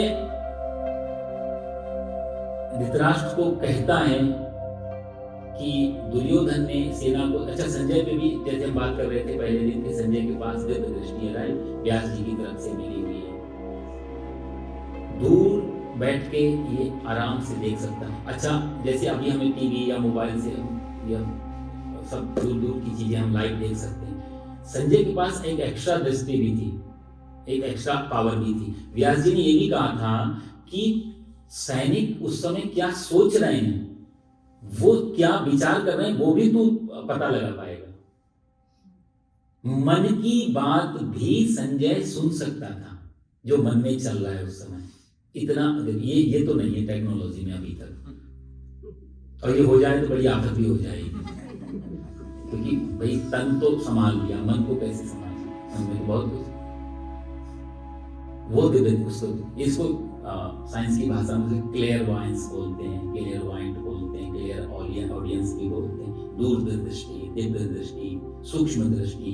अभी भी ये सारी सिद्धियां हैं। ये मतलब इनको थोड़ा सा मेहनत करके हमारे कुछ, मैं तो कई हरिद्वार में ऐसी जगह रहा जहाँ पर बड़े बड़े दिव्य महात्मा और बड़े विद्यार्थी जीवन में ऐसे कई संतों से मिलना हुआ, जिनके पास बैठ के ऐसा अनुभव हुआ कि इनके पास कुछ, पर कभी वो प्रयोग नहीं करते, क्योंकि बोलते हैं ये ना भटकाने वाली चीजें होती हैं, इनको पचा, जैसे मैंने आपका संपत्ति को पचाना मुश्किल है, ऐसी सिद्धियों को भी पचाना बड़ा मुश्किल है।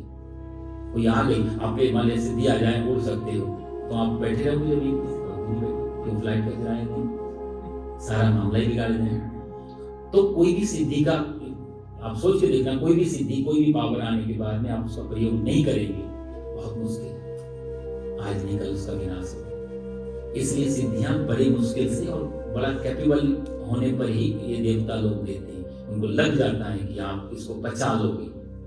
तो आज भी बहुत सारे हरिद्वार में, ऋषिकेश में, वृंदावन में ऐसे ऐसे संत हैं जिनके पास में बहुत, और सिद्धियां अपने आप आ जाती हैं। बोलते जब आप साधना करते रहते हैं, करते रहे, प्रभु की मिलने की जो रास्ता है, उस रास्ते में प्रभु मिलने से पहले सिद्धियों का आगमन होता है कि काश ये लालच इनको पकड़ ले और ये उस रास्ते। इसलिए परमात्मा का रास्ता इस अर्थ में थोड़ा कठिन है कि बीच में बहुत सारे लालच, जैसे हनुमान जी जा रहे थे ना, जब राम जी के कहने से, जामुन जी के कहने से लंका में पता लगाने, तो राम काज करने के लिए जा रहे, राम काज लग तब अवतारा। जामुन जी ने कहा ना कि आपका अवतार तो राम के काम के लिए हुआ है, आप चुपचाप बैठे हो। जैसे सुना राम काज लग तभी अवतारा, और सुनते भयो पर्वताकारा, तब एकदम से जाग गए।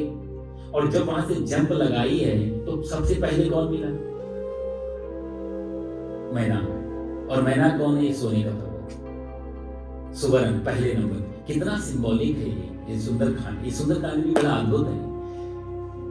पहले सबसे पहले सोना है तो सुवर्ण आ रहा है, एक लालच, लेकिन उन्होंने क्या किया, सुवर्ण का अपमान नहीं किया हनुमान जी ने कि नहीं चाहिए। कई लोग ऐसे होते हैं ना, लक्ष्मी पैसा तो हाथ का मैल है, अरे भाई हाथ का मैल, ये लक्ष्मी है, विष्णु की पत्नी है, ये कहना लक्ष्मी का अपमान होता है। बहुत सारे तरीके हैं उनसे हम प्रयोग कर सकते हैं धन का,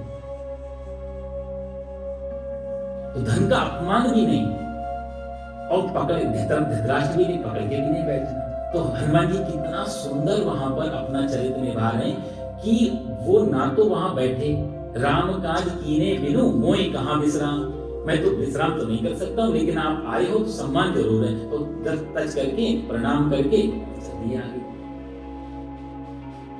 नहीं तो दो तरीके के लोग होते हैं ना, एक होते हैं जो जो जो जिनसे छूटता नहीं है, जो छोड़ ही नहीं सकते, और एक होते हैं जो छूते नहीं है। दो तरीके के लोग मिलेंगे आप दुनिया में, एक छूते नहीं पैसे को और एक छोड़ते नहीं, दोनों ही एक्सट्रीम हैं।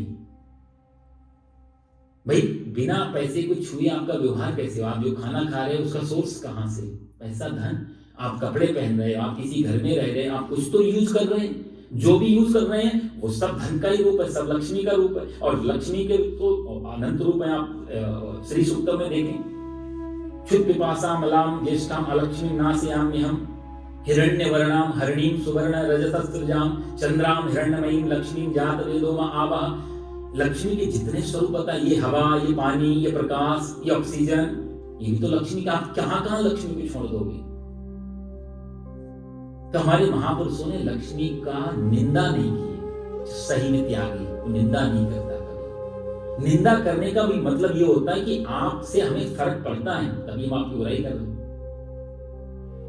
वो तो ना तो वो छूने से उनको परहेज है और ना छोड़ने से परहेज है, दोनों में वो अपना जो काम चल जाए उतना ही कर लेते। एक लाला जी बैठे थे ट्रेन में, एक साधु महात्मा आए, बड़ा सा बैग लेकर के रख दिया, तो सेठ जी बोले, अब सेठ जी ने देखा इतना बड़ा बैग है तो बड़बड़ाने लगे, देखो आजकल महात्माओं का कितना सामान लेके जाते हैं, इतना सामान है, ये कोई महात्मा है इतना संग्रह?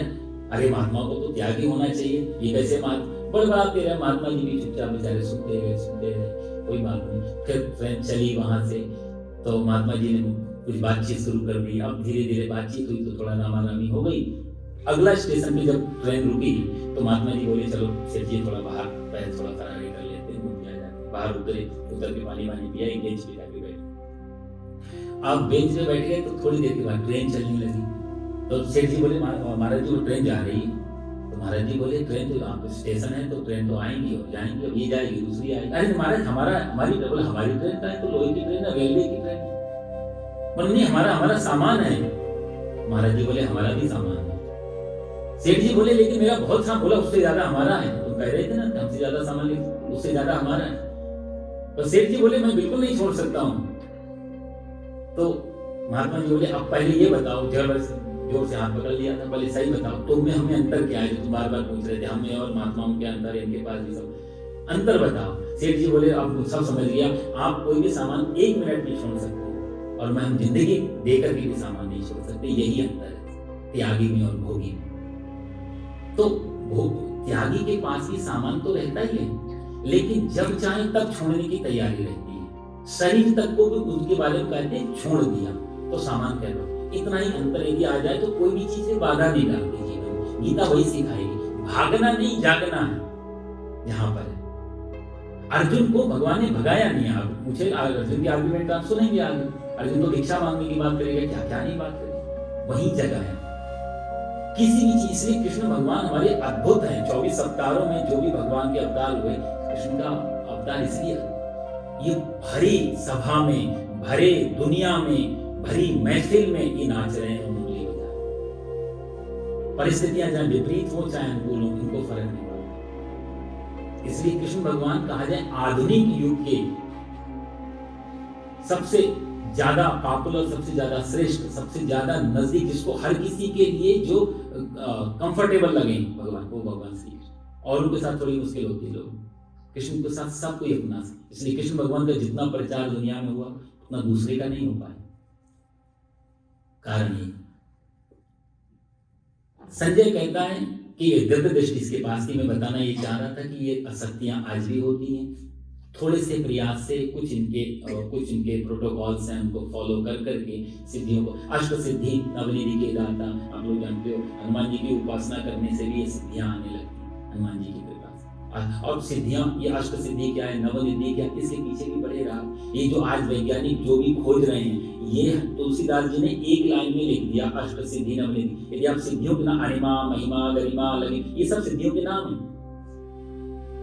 तो इन सिद्धियों में यदि आप देखेंगे तो आप आज बहुत कुछ दूसरी तरफ, ये जो आज जो वैज्ञानिक जो खोज के बैठे हैं, वो हमारे यहाँ बहुत पहले से किसी दूसरे नाम से था, वो फॉर्मूला भी था, वो नाम भी था, सब कुछ। ये आपको बड़ा पता लगे। एक सिद्धि होती है कि बहुत हल्के हो जाना, लगना, बहुत हल्का हो जाना, भारी होने पर भी, और हल्का हो जाना। कैसे हनुमान जी हल्के हो जाते हैं, छोटे हो जाते हैं, मसक समान रूप कपिधरी, बड़े से छोटे हो गए।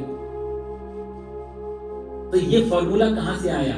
तो ये आज यदि वैज्ञानिक की बात है, वो चर्चा फिर लंबी चली जाएगी। उसमें आर्किमिडीज का जो सिद्धांत है ना, density equal to mass upon volume, कैसे लोहे की कील डूब जाती है। मैं छोटी सी बात में आपको बताना, विस्तार नहीं करूंगा। लोहे की कील छोटी डाली डूब जाएगी, बड़े स्टीमर तैर जाते हैं। उसके पीछे कारण क्या था? वही एक जो सिद्धि है हनुमान जी के पास, वही सिद्धि का इसने आर्किमिडीज ने जो फॉर्मूला लिया कि किसी भी चीज की यदि मास उतना ही रहने दो, डेंसिटी बढ़ा दो, चीजें तैरने लग जाएंगी। इतना ही तो है। तो हजारों लाखों टन का जहाज पानी में तैरता है लोहे का, और छोटी सी कील डूब रही है। फॉर्मूला तो वही काम करता है। मास उतना ही रहने दिया, डेंसिटी बढ़ा दिया, वॉल्यूम बढ़ा दिया, वॉल्यूम बढ़ाते ही वो चीज हल्की। खैर वो टॉपिक अलग है, सारा विज्ञान इसमें है, गीता में आगे आगे धीरे धीरे आएगा। बताना मैं ये चाह रहा था, संजय के पास दिव्य दृष्टि थी, और उस आधार पे उसने जो देख रहा था वही धृतराष्ट्र को बता रहा है। उसने राजा शब्द से प्रयोग किया दुर्योधन को, उसके पीछे भी कारण था। कई लोग पूछते हैं अभी तो राजा तो धृतराष्ट्र से, दुर्योधन को क्यों राजा? इसके पीछे भी दो तीन चीज थी। भले धृतराष्ट्र राजा हो, लेकिन चलती दुर्योधन की, इसलिए उन्होंने ताना मारने के लिए भी संजय ने कहीं ना कहीं दुर्योधन को राजा शब्द प्रयोग किया है। एक दूसरा कारण ये भी हो सकता है, धृतराष्ट्र का विशेष प्रेम दुर्योधन में था। बड़ा बेटा भी युवराज वही, राजा वही बनने वाला, तो विशेष। तो अभी युद्ध शुरू हुआ है, खत्म तो नहीं हुआ है, हार पर आए जय के कुछ नहीं, तो भी संजय धृतराष्ट्र को प्रसन्न करने के लिए भी शायद, कि हमारी बात ध्यान से सुने, दुर्योधन को राजा शब्द से प्रयोग करते हैं कि अभी युद्ध तुम्हारे पक्ष में जाएगा, सिर्फ एक मनोभाव बनाने के लिए। शायद ये भी एक भाव रह सकता है, लेकिन राजा दुर्योधन नहीं था। यहाँ राजा शब्द का प्रयोग करना मुख्य रूप से महाभारत के हिसाब से दुर्योधन को एक ताना मारने जैसा, कि तेरे वजह से सारा युद्ध हो रहा है, इसलिए राजा वचनम अब्रवीत। अब्रवीत का मतलब होता है कहे। यहाँ पर भी व्याकरण की दृष्टि से देखें तो वचन अब्रवीत, दुर्योधन गया आचार्य के पास में और उसने जाकर के कहा, इतने से भी काम चल सकता था। वचनम अब्रवीत कहा, तो वचन अब्रवीत कहने का मतलब वचन शब्द डालने से कोई स्पेशल कोई बात कही है, कोई जैसे हम कहें आपने उनके बारे में कुछ बात की, तो इन्होंने आपके बारे में कुछ कहा, इतने से भी काम चल जाएगा। लेकिन हम कहें इन्होंने आपके बारे में कुछ शब्द कहे, तो एक क्यूरियोसिटी बढ़ जाएगी कि जैसे हम शब्द को डालेंगे, एक तो कि क्या कहा, तो वचन शब्द डालने से ही कि आगे कुछ महत्वपूर्ण बात कहने वाले हैं, इसलिए वचनम अब्रवीत संजय ने बताया। आगे हम तीसरे श्लोक में चलते हैं, टाइम तो काफी हो गया ये, जब मशीन गर्म होती तब तक टाइम हो जाता है, इधर क्या करें। लेकिन एक श्लोक और कर लें 5-7 मिनट के लिए, क्योंकि आगे हम कृष्ण भगवान की वाणी पे जाएंगे, तो इसलिए एक तीसरा श्लोक आप लोग मेरे साथ बोलेंगे और पीछे पीछे तीसरा, चौथा, पांचवा, छठा, ये चारों श्लोक एक साथ में ले लेते हैं। यहाँ पर बहुत ज्यादा वो चीज नहीं, लेकिन अगली क्लास में आपको बता दूंगा श्लोक में बोलोगे। पश्येतां पांडुपुत्राणाम आचार्य महतीं चमूं व्यूढां द्रुपदपुत्रेण तव शिष्येण धीमता अत्र शूरा महेश्वासा भीमार्जुन समायुधि युयुधानो विराटश्च द्रुपदश्च महारथः धृष्टकेतुश्चेकितानः काशीराजश्च वीर्यवान् पुरुजित् कुन्तिभोजश्च शैब्यश्च नरपुङ्गवः युधामन्युश्च विक्रान्त उत्तमौजाश्च वीर्यवान् सौभद्रो द्रौपदेयाश्च सर्व एव महारथाः। तीसरे श्लोक में, और ये सब एक ही साथ में इसलिए लिए क्योंकि यहाँ पर एक कड़ी है इसमें। पश्चिम जब उसने क्या वचन कहे तो दुर्योधन कहता है कि हे आचार्य, आचार्य के पास इसलिए भी गया था क्योंकि भीष्म, देखो यहाँ पर पहले जाना चाहिए था सबसे बुजुर्ग है पितामह भीष्म, भीष्म के पास पहले जाना चाहिए, पर ना जाके पहले आचार्य के पास जाता है। उसके पीछे थोड़ा सा कारण ये है, दुर्योधन जानता है पितामह भीष्म तो मेरे हैं ही सगे, और उनकी प्रतिज्ञा भी है कि सिंहासन की मैं रक्षा करूंगा, तो वो तो बंधे हुए प्रतिज्ञा से भी मोह से भी। लेकिन आचार्य का भरोसा नहीं है क्योंकि इनका चेला अर्जुन भी है और मैं भी हूँ, तो दोनों कहीं इनके हाथ न कांपने लग जाए। तो सम्मान देने के लिए, हिप्नोटाइज करने के लिए पहले दुर्योधन आचार्य के पास जाता है, ये भाव था। आचार्य के पास जाकर के उसने बोला देखो पश्यताम पांडुपुत्राणाम, हे आचार्य क्या आपके बुद्धिमान शिष्य तव शिष्येण धीमता, मतलब बुद्धि जो है बुद्धि को बोलते हैं, आपके जो शिष्य हैं द्रुपद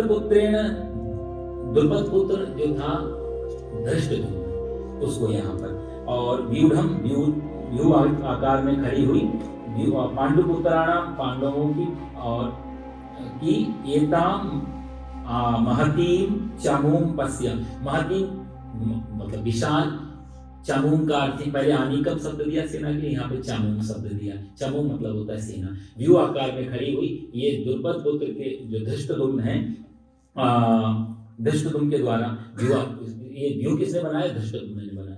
इसके आकार की खड़ी हुई सेना को आप देखो। अत्रसूरा महेश्वासा भीमार्जुन समायुधि, इन सब के नाम लिए, युधानो विराटस्य द्रुपदस्य महारथा धृष्टकेतुश्च एकितानः काशीराजस्य, ये सब के नाम योद्धाओं के दुर्योधन लेकर सारी लिस्ट है उसमें। अच्छा, इसके पीछे जो मेन भाव था वो मैं आपको बता दूं। यहाँ पर पहले आचार्य के पास क्यों गया ये आपको बताया।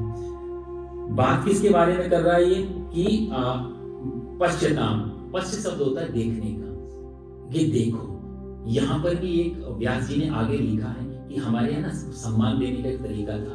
देखो शब्द आचार्य के लिए नहीं प्रयोग हो सकता, ये आज्ञार्थक है। ये पश्यताम शब्द है ना, जो जैसे कि इंग्लिश में टेंस होते हैं, future tense, present tense, past tense, ये ऐसी संस्कृत व्याकरण में लकार होते हैं, लट लकार, लेट लकार, लोट लकार, लग लकार, इस तरह के। उसमें लोट लकार जो आज्ञार्थक शब्द होता है, तो लोट लकार में जितने शब्द आते हैं वो आज्ञा देने के अर्थ में लिए जाते हैं। किसी को आज्ञा देनी हो तो लोट लकार लेना पड़ेगा। ये पश्यताम, ये जो शब्द है ये लोट लकार का आज्ञा, बहुत बड़ी गलती करता है दुर्योधन। यहाँ पर वो आचार्य कहता है देखो, यहाँ पर वो अपमान कर रहा है सीधा सीधा आचार्य का। नाम वो ले रहा है कि पांडुपुत्राणाम आचार्य महती, पांडवों की पुत्र की, और द्रुपद पुत्र, द्रुपद का पुत्र धृष्टद्युम्न उसने नाम नहीं लिया, द्रुपद पुत्र ने कह दिया। ये एक शब्द में बड़ा चीजें छुपी हुई है, इसलिए मैंने कहा सूत्रात्मक है। द्रुपद पुत्र कहने का मतलब द्रुपद और उसका पुत्र धृष्टद्युम्न, ये दोनों के उसने साथ में लिया। इसके पीछे कारण था, एक बहुत बड़ा कारण ये था कि द्रुपद की और द्रोणाचार्य की आपस में शत्रुता थी। शत्रुता क्यों थी? पहले ये लोग एक क्लास में साथ में पढ़ते थे, और साथ पढ़ते पढ़ते एक दिन द्रुपद ने बोला इनसे, द्रोणाचार्य से, कि तुम जब हम बाहर निकलेंगे मेरे पास राज्य होगा और मैं आधा राज्य तुम्हें दे दूंगा। ये कमिटमेंट द्रुपद ने द्रोणाचार्य से किया था। स्वाभिमानी थे, द्रोणाचार्य कभी गए नहीं। महाभारत काल के टाइम में द्रोणाचार्य सुदामा ये दो ब्राह्मण हुए जो एक्सट्रीम गए त्याग में। द्रोणाचार्य कभी गए नहीं, मांगने कभी नहीं गए। द्रुपद राजा भी बन गए, सब कुछ हो गया। एक दिन घटना क्या घटी, अच्छा, उस समय तक जितने भी गुरुकुल थे, जितने भी ब्राह्मण थे, आचार्य थे, सब पैसा उसमें फीस नहीं होती, सैलरी नहीं होती थी, ना शिष्य से ली जाती थी, ना गुरु जी को कुछ दी जाती थी, कोई फिक्स सैलरी। ये प्रोफेशनल काम बिल्कुल नहीं था शिक्षा का, इसको बिल्कुल हटाया हुआ था। निःशुल्क, गरीब अमीर सब बराबर हो जाते थे। राजा का पुत्र, हाँ उनका खर्चा, राजा है उसका पुत्र पढ़ तो अपना खर्चा निकालता रहता था, जो भी जरूरत की सामान है गरीब तो, लेकिन भेदभाव नहीं था कुछ। तब तक द्रोणाचार्य था। द्रोणाचार्य से मामला कैसे बदला उसके लिए आपको, इसलिए मैं आपसे थोड़ा ज्यादा समय ले रहा हूँ 5-7 मिनट का, कि ये बहुत इंटरेस्टिंग चीज है। द्रुपद को एक दिन घर में बैठे हुए थे महारानी कृपी के, तो इन्होंने देखा कि अश्वत्थामा इनका बेटा है, बाहर किसी को दूध पीते हुए देख के आया घर पे, और दूध पीते हुए जब इसने देखा तो ये घर पे आके अपनी माँ का बोलते हैं, माँ मेरे को दूध चाहिए। इनके घर में दूध तक नहीं था, गरीबी बहुत थी, मांग सकते नहीं थे, स्वाभिमान बहुत होता था। ये दृश्य देख रहे थे माता संजारी, बेटा अभी नहीं, बहुत कुछ मन डाइवर्ट करने की कोशिश की। अश्वत्थामा अड़ गया, बाल हट, क्रिया हट, योगी हट, 3 हट खतरनाक हो, अड़ गया बिल्कुल। तो माता ने क्या किया कि कृपी ने एक गिलास में पानी लिया, उसमें आटा डाला और आटा डाल के घोल दिया, सफेद सफेद हो गया। अश्वत्थामा उसका, ले बेटा ये ताजी ताजी दूध है। अश्वत्थामा वो दूध पी रहा था, वो दृश्य देख के द्रोणाचार्य के हृदय में जैसे कोई छेद कर दिया, बहुत चुभा। उस दिन पहली बार द्रोणाचार्य को लगा कि क्या फायदा इस लाइन से, क्या फायदा योग्यता से, क्या फायदा शास्त्र पढ़ के, क्या फायदा, मैंने क्या कर, मेरे बेटे को मैं 1 गिलास दूध नहीं दे सकता, ऐसी योग्यता लेकर के मैं क्या करूं। और ये सवाल आज भी उतना ही महत्वपूर्ण है, उस टॉपिक में जाऊंगा नहीं क्यों। बहुत ग्लानि फील हुई कि अपने बेटे को जिस शिक्षा के बल पे मैं अपने बच्चे को 1 गिलास दूध नहीं दे सकता हूं, शिक्षा का याद आ गई द्रुपद की। उसने कहा था आधा राज्य मिलेगा, पहुंच गए द्रुपद के पास में, मित्र कह के जब संबोधन किया है। अब द्रुपद को अहंकार हो गया, तो द्रुपद बोले, देखो मित्र मित्र मित्रता हमेशा समान लोगों में होती है, तुम्हें चाहिए, कहानी बहुत लंबी है महाभारत की, आप लोग पढ़ लेना, लेकिन द्रुपद ने बहुत ताना मारा, आपको कुछ चाहिए तो पैसे ले जाओ, राज्याभूषण ले जाओ, थोड़े दिन राज्य में ठहरो, मेहमान नवाजी का मजा लो, लेकिन ये सब मित्र मित्र वाला। कौन मित्र का, बचपन की बात है। आचार्य को बहुत चुप गई ये बात, और द्रुपद से कहा कि मुझे कुछ नहीं चाहिए, क्षमा, हाथ जोड़ करके वहां से तो वापस आ गए। रास्ते में सीधा ये जो गुड़गांव है, जिसका नाम गुरुग्राम हुआ है, वही तो द्रोणाचार्य की भूमि थी, इसीलिए उसका नाम गुरुग्राम। तो गुरुग्राम में ये घूम टहल रहे थे, उसी समय कौरवों के, पांडवों के ये सारे बच्चे खेल रहे थे, बॉल चली गई कुएं में, कुएं से निकल नहीं रही थी, तो द्रोणाचार्य ने बाण मार के एक के ऊपर एक की रस्सी बना करके बॉल खींच ली। इस घटना को राजकुमारों ने जाकर के पितामह भीष्म को बताया है। पितामह भीष्म बोले, ये हो ना हो द्रोणाचार्य होने चाहिए, इतने बड़े गुरु की मुझे तलाश थी। तुरंत जाकर के द्रोणाचार्य से कहा कि आप हमारे बच्चों को ये विद्या सिखा दो, धनुर्विद्या, ये सब विद्याएं, उसके बदले में हम आपको राज्याश्रय देंगे, आप हमारे राज्य में रहो और ये आपके सारा खर्चा राज्य उठाएगा। आप पढ़ लेना, इससे पहले कभी भी किसी ब्राह्मण ने, चाहे संदीपनी हो और चाहे दूसरे आचार्य रहे हो, किसी ने भी एज ए पेड टीचर नौकरी नहीं की जैसे द्रोणाचार्य ने परंपरा शुरू की। ये पहली बार the first paid teacher Dronacharya, जिन्होंने राज्याश्रय, जो नहीं तो गुरुकुल में बच्चे आते थे ना, यूजुअली ये तो गुरुकुल में जाते, लेकिन द्रोणाचार्य राज्य में जाकर के उनके घर में वहां रह करके, और फिर जब अर्जुन को सिखा दिया, अर्जुन को फिर भेजा, अर्जुन बोला, सबसे बोला कि गुरु दक्षिणा क्या दोगे, तो कोई बोला नहीं, और तो सहम गए। अब अर्जुन खड़ा हो गया, अर्जुन बोला, गुरुजी मेरे को बताओ जो चाहिए। तो वहां पर उन्होंने बोला, जाओ ये तुम मेरे को दक्षिणा में देना चाहते हो, द्रुपद को जिंदा पकड़ करके ले आओ। तो द्रुपद को लड़ाई बड़ाई की है, सब आप जानते हैं, वहां से द्रुपद को जिंदा पकड़ा, द्रोणाचार्य के चरणों में लाके रख दिया। अब तब द्रोणाचार्य ने बोला, बता तेरा मैं क्या करूं, मार दिया जाए कि छोड़ दिया जाए, क्योंकि अब मेरे अंडर में तेरा राज्य तो सब कुछ, तो मेरे को उस दिन इतने ताने मार रहा था, अब बताओ क्या, कौन बड़ा है कौन छोटा है। तो महाभारत इसलिए कहते हैं, महाभारत जरूर आप लोग जीवन में पढ़ना, कितना अच्छा यहाँ द्रुपद ने द्रोणाचार्य के लिए बात की है कि देखो मेरा तो छोड़ दो, मैं हूं क्षत्रिय, हमारे क्षत्रिय लाइफ में जीवन मरण लाभ हानि ये तो चलती रहती है, तो पार्ट ऑफ, कभी हारेंगे कभी जीतेंगे, मर जाएंगे वीर गति को प्राप्त होंगे, जीत जाएंगे राज्य करेंगे। ये तो क्षत्रियों की शोभा है। पीठ दिखा के नहीं भागा था मैं, हराया अर्जुन ने मेरे को और तब पकड़ के बंदी बना के लाया। मेरा कोई अपमान नहीं हुआ है, मैं क्षत्रिय हूं तो मेरा। लेकिन द्रोणाचार्य, आप तो आचार्य देखो, आपको मुझे अपने यहां तक पहुंचाने के लिए आपको कितना नीचे गिरना पड़ा। ये पहली बार भारत में ऐसा हुआ है कि आपको दूसरे के यहां नौकरी करनी पड़ी, मेरे को पकड़ने के लिए आपको कितना नीचे गिरना पड़ा। सही अर्थों में मैं झुका हुआ नहीं हूं, तुम बहुत नीचे गिरे हो। ये द्रुपद का स्टेटमेंट होना चाहिए। इसी बात को लेकर के दुर्योधन बता रहा है। इधर द्रुपद को तो छोड़ दिया, द्रुपद ने जाकर के यज्ञ किया है, यज्ञ करके एक ही प्रार्थना की, प्रभु मेरे को ऐसा संतान चाहिए जो द्रोणाचार्य को मार सके। 3 संतान पैदा हुई हैं, पहली द्रौपदी थी, दूसरा धृष्टद्युम्न था और तीसरा जो है वो शिखंडी हुआ। ये तीनों ही कहीं ना कहीं डायरेक्टली इनडायरेक्टली द्रोणाचार्य को मारने के लिए ये सबसे बड़े यही निमित्त बने। यदि आप देखेंगे पुराना, द्रोणाचार्य और द्रौपदी धृष्टद्युम्न, क्योंकि इसका सिर तो धृष्टद्युम्न ने काटा था ना द्रोणाचार्य का। तीनों के तीनों द्रोणाचार्य को मारने में सबसे बड़े निमित्त ये इनके द्रौपद महाराज के ये बने थे। तो इसीलिए और धृष्टद्युम्न को, अच्छा ये भी कला देखो आप और सम्मान देखो, भारतीय संस्कृति का स्वरूप क्या है। द्रुपद का जब पुत्र हुआ धृष्टद्युम्न, तो इसको पढ़ने की विद्या सीखने के लिए द्रोणाचार्य के पास भेज रहा है। और द्रोणाचार्य को मालूम है कि राजा ने यज्ञ किया है, यज्ञ से तीनों बच्चे निकले हैं और कामना थी मेरे को मारने के लिए। लेकिन जब दरवाजे पे आ गया और शिष्यत्व स्वीकार कर लिया, तो द्रोणाचार्य ने फिर कोई कंजूसी नहीं की, विद्या सारी सिखाई उसे। मालूम होती होगी कितनी सुंदरता रही होगी उसमें मानव जाति, इन सब चीज व्यवहार की। द्रोणाचार्य को मालूम था ये मेरी मृत्यु का एक कारण है, लेकिन फिर भी यदि तू आ गया है मांगने, तो ब्राह्मण इसका कर्तव्य है आचार्य का कि विद्या से वंचित न रह जाए मेरी वजह से कोई। ये चीज हर प्रोफेशनल लाइफ में ये सीख सकते हैं। एक डॉक्टर के पास ये कर्तव्य है, यदि कोई मरीज आ गया तो उतना काफी है, फिर आगे की सब चीजें बाद में देखी जाए, पहले इसकी जान बचनी चाहिए। हर क्षेत्र में ये चीजें यदि अपना ली जाए कि हम बाकी चीजों को साइड, पहले कार्य हो जाए आपका, फिर देखेंगे।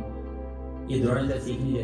तो धृष्टद्युम्न को सिखाया, सिखा करके वापस गया। आज दुर्योधन जो सबसे पहला नाम ले रहा है इसमें, व्यूढ़म द्रुपद पुत्रेण तव शिष्येण धीमता, आपका शिष्य है, द्रुपद का पुत्र है। मतलब दोनों बातें उसने इनडायरेक्टली कह दी कि द्रुपद आपका पुराना शत्रु याद कर लेना, और उसका पुत्र आपकी मृत्यु का कारण, वो भी आप याद, आपके हाथ ना कांप जाए क्योंकि आप आचार्य हो। धृष्टद्युम्न को आप शिक्षा दे सकते हो, तो महाभारत में अर्जुन पे बाण चलाते समय तुम्हारे हाथ कांप सकते हैं। इसको डाउट था दुर्योधन को, तो ये पक्षपात ना हो जाए, इसलिए वो पहले कितने गहराई से उसने इसको, जिन पात्रों को इकट्ठा किया है शुरू में, कि दुर्योधन और द्रोणाचार्य के अंदर शत्रुता भरी जाए, एक शूरवीरता आ जाए, कहीं उनके हाथ ना कांपने लगे, मन में भेद ना आ जाए, इसलिए उसने सबके नाम लिए। अत्रशूरा महेश्वासा भीमार्जुनसम, बहुत बड़े महेश्वास बोलते हैं, बड़े बड़े धनुष चलाने वाले जो प्रपंचा खींचते हैं ना, उसको महेश्वास बोलते हैं। महेश्वासा भीम और अर्जुन के समान बड़े बड़े शूरवीर इकट्ठे हुए। भीम का नाम भी ये पहले लेता है अर्जुन के बाद, क्योंकि दुर्योधन को डर उतना अर्जुन से नहीं था जितना भीम से था। क्योंकि दुर्योधन मान के चलता था कि अर्जुन इमोशनल है, और कई बार ऐसा लगा, धृतराष्ट्र को भी लगा कि अर्जुन शायद गिर जाएगा, लेकिन भीम पे सबको था, तो भीम का था कि बुद्धि कम बल ज्यादा लगाते थे। तो दुर्योधन को सबसे ज्यादा खतरा भीम से था, और उसको ये भी मालूम था महाभारत का युग टिकेगा तो भीम पे टिकेगा, अर्जुन पे नहीं, अर्जुन भाग सकता है, ये दुर्योधन को भी मालूम था। ये सारा टिकेगा तो भीम पे टिकने वाला, क्योंकि कम बुद्धि का और ज्यादा बल खतरनाक हो जाए। हालांकि भीम का ऐसा नहीं था, लेकिन दुर्योधन के पॉइंट ऑफ व्यू से, तो इसलिए भीम को लेके, और भीम प्रतिज्ञा भी कर चुके थे। जब वो बाई जंघा को दिखा रहा था द्रौपदी को, बैठ, उसी समय उन्होंने खड़े होकर कहा, क्योंकि भीम को बिल्कुल बर्दाश्त नहीं था नारी का अपमान। और महाभारत में कई बार उन्होंने ये बात दोहराई, तो उन्होंने बोला जिस जंघा को तो दिखा रहा है, इसी को तोड़ के इसी के खून से उसके बाद धोऊंगा। तो दुर्योधन को वो भी खतरा था कि इसने प्रतिज्ञा ले रखी, तो ये सारा मामला, ये सब लोग भी भागे तो भीम अब नहीं भागेगा। तो भीम अर्जुन समायुधि, इन सबके, इसलिए उसने भीम का नाम पहले लिया अर्जुन से। उसके पीछे भी कारण थे, और बाकी उसने सबके नाम, युयुधानो विराटस्य, युयुधान जो था उसका एक नाम सात्यकी भी था, अर्जुन का शिष्य था। तो बोला जैसे अर्जुन का सिखाया हुआ शिष्य अर्जुन की तरफ है, तुम्हारा शिष्य धृष्टद्युम्न तो तुम्हारे विपक्ष में है। आप समझ रहे हैं ना, अर्जुन ने उसको सात्विकी को सिखाया तो गुरु जी के साथ लगा, पर धृष्टद्युम्न को तुम्हारे साथ आना चाहिए था, वो विपक्ष में लगा। इस सारे नामों के पीछे और कुछ नहीं, सब वही साइकोलॉजी तरीके से तैयार करना था। ये सारे धृष्टकेतु से काशी राजस के वीरवान, इनसे भी पंगा था। पुरुजित कुंती भोजस का, ये पुरुजित नाम के ये कुंती के भाई वगैरह हैं। युधामन्युष्ट विक्रांत, उत्तम औजा से वीरवान, या सौभद्र बोलते हैं, सुभद्रा का पुत्र जो अभिमन्यु था। द्रौपदी के पांचों बेटे, इन सबके उसने लिस्ट नाम लिए और इनके पीछे कोई ना कोई छोटे छोटे कारण थे जिससे द्रोणाचार्य को उकसाया जा सके, युद्ध के लिए तैयार किया, निष्पक्ष रूप से युद्ध कर पाए एज ए वीर, और कोई हाथ उनके कांपे नहीं, इसलिए अगली बार वो श्लोक अपनी सेना के बारे में बताएगा। यहाँ पे एक लाइन और आपको बताऊं, ये सब तारीफ कर रहा है, बुराइयां नहीं कर रहा है। यहाँ पर जो दिख रहा है, बड़े बड़े वीर हैं, बड़े बड़े धनुष चढ़ाने वाले हैं और बड़े बड़े योद्धा हैं, यहाँ उसने सब अच्छे शब्द प्रयोग किए हैं। उसके पीछे भी एक कारण है, और दुर्योधन कुछ भी सही, पर शत्रु की प्रशंसा से यदि वो बात शुरू करता है, इसका मतलब वो हीन व्यक्ति नहीं है। अक्सर हीन व्यक्ति जो इंफ्रारेटी कॉम्प्लेक्स से पीड़ित होते हैं, वो कभी भी आप युद्ध में देखेंगे तो सामने वाले की निंदा से बात शुरू होती है कि सामने वाला ये बुरा इसलिए मारा, ये उसकी कमजोरी से बात शुरू होती है। बड़े बड़े युद्ध हो चाहे छोटी सी कोई भी चीज हो, आप देख लेंगे, क्योंकि सामने वाली की निंदा से। लेकिन यहाँ दुर्योधन सामने वाले की तारीफ से बात शुरू करता है।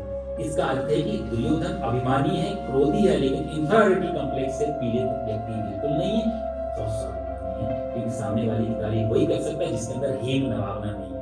हीन भावना आने से सामने वाले को डाउन करते ही हम कहीं ना कहीं अपने आप को ऊपर ले जाते हैं। जैसे अकबर ने कहा बीरबल से, ये लाइन छुओ मत, छोटी कर दो, एक बगल में बड़ी लाइन, बस उतना ही अंतर पड़ता है। यदि सामने वाले को छोटा करना है या हमको अपने आप को बड़ा करना है।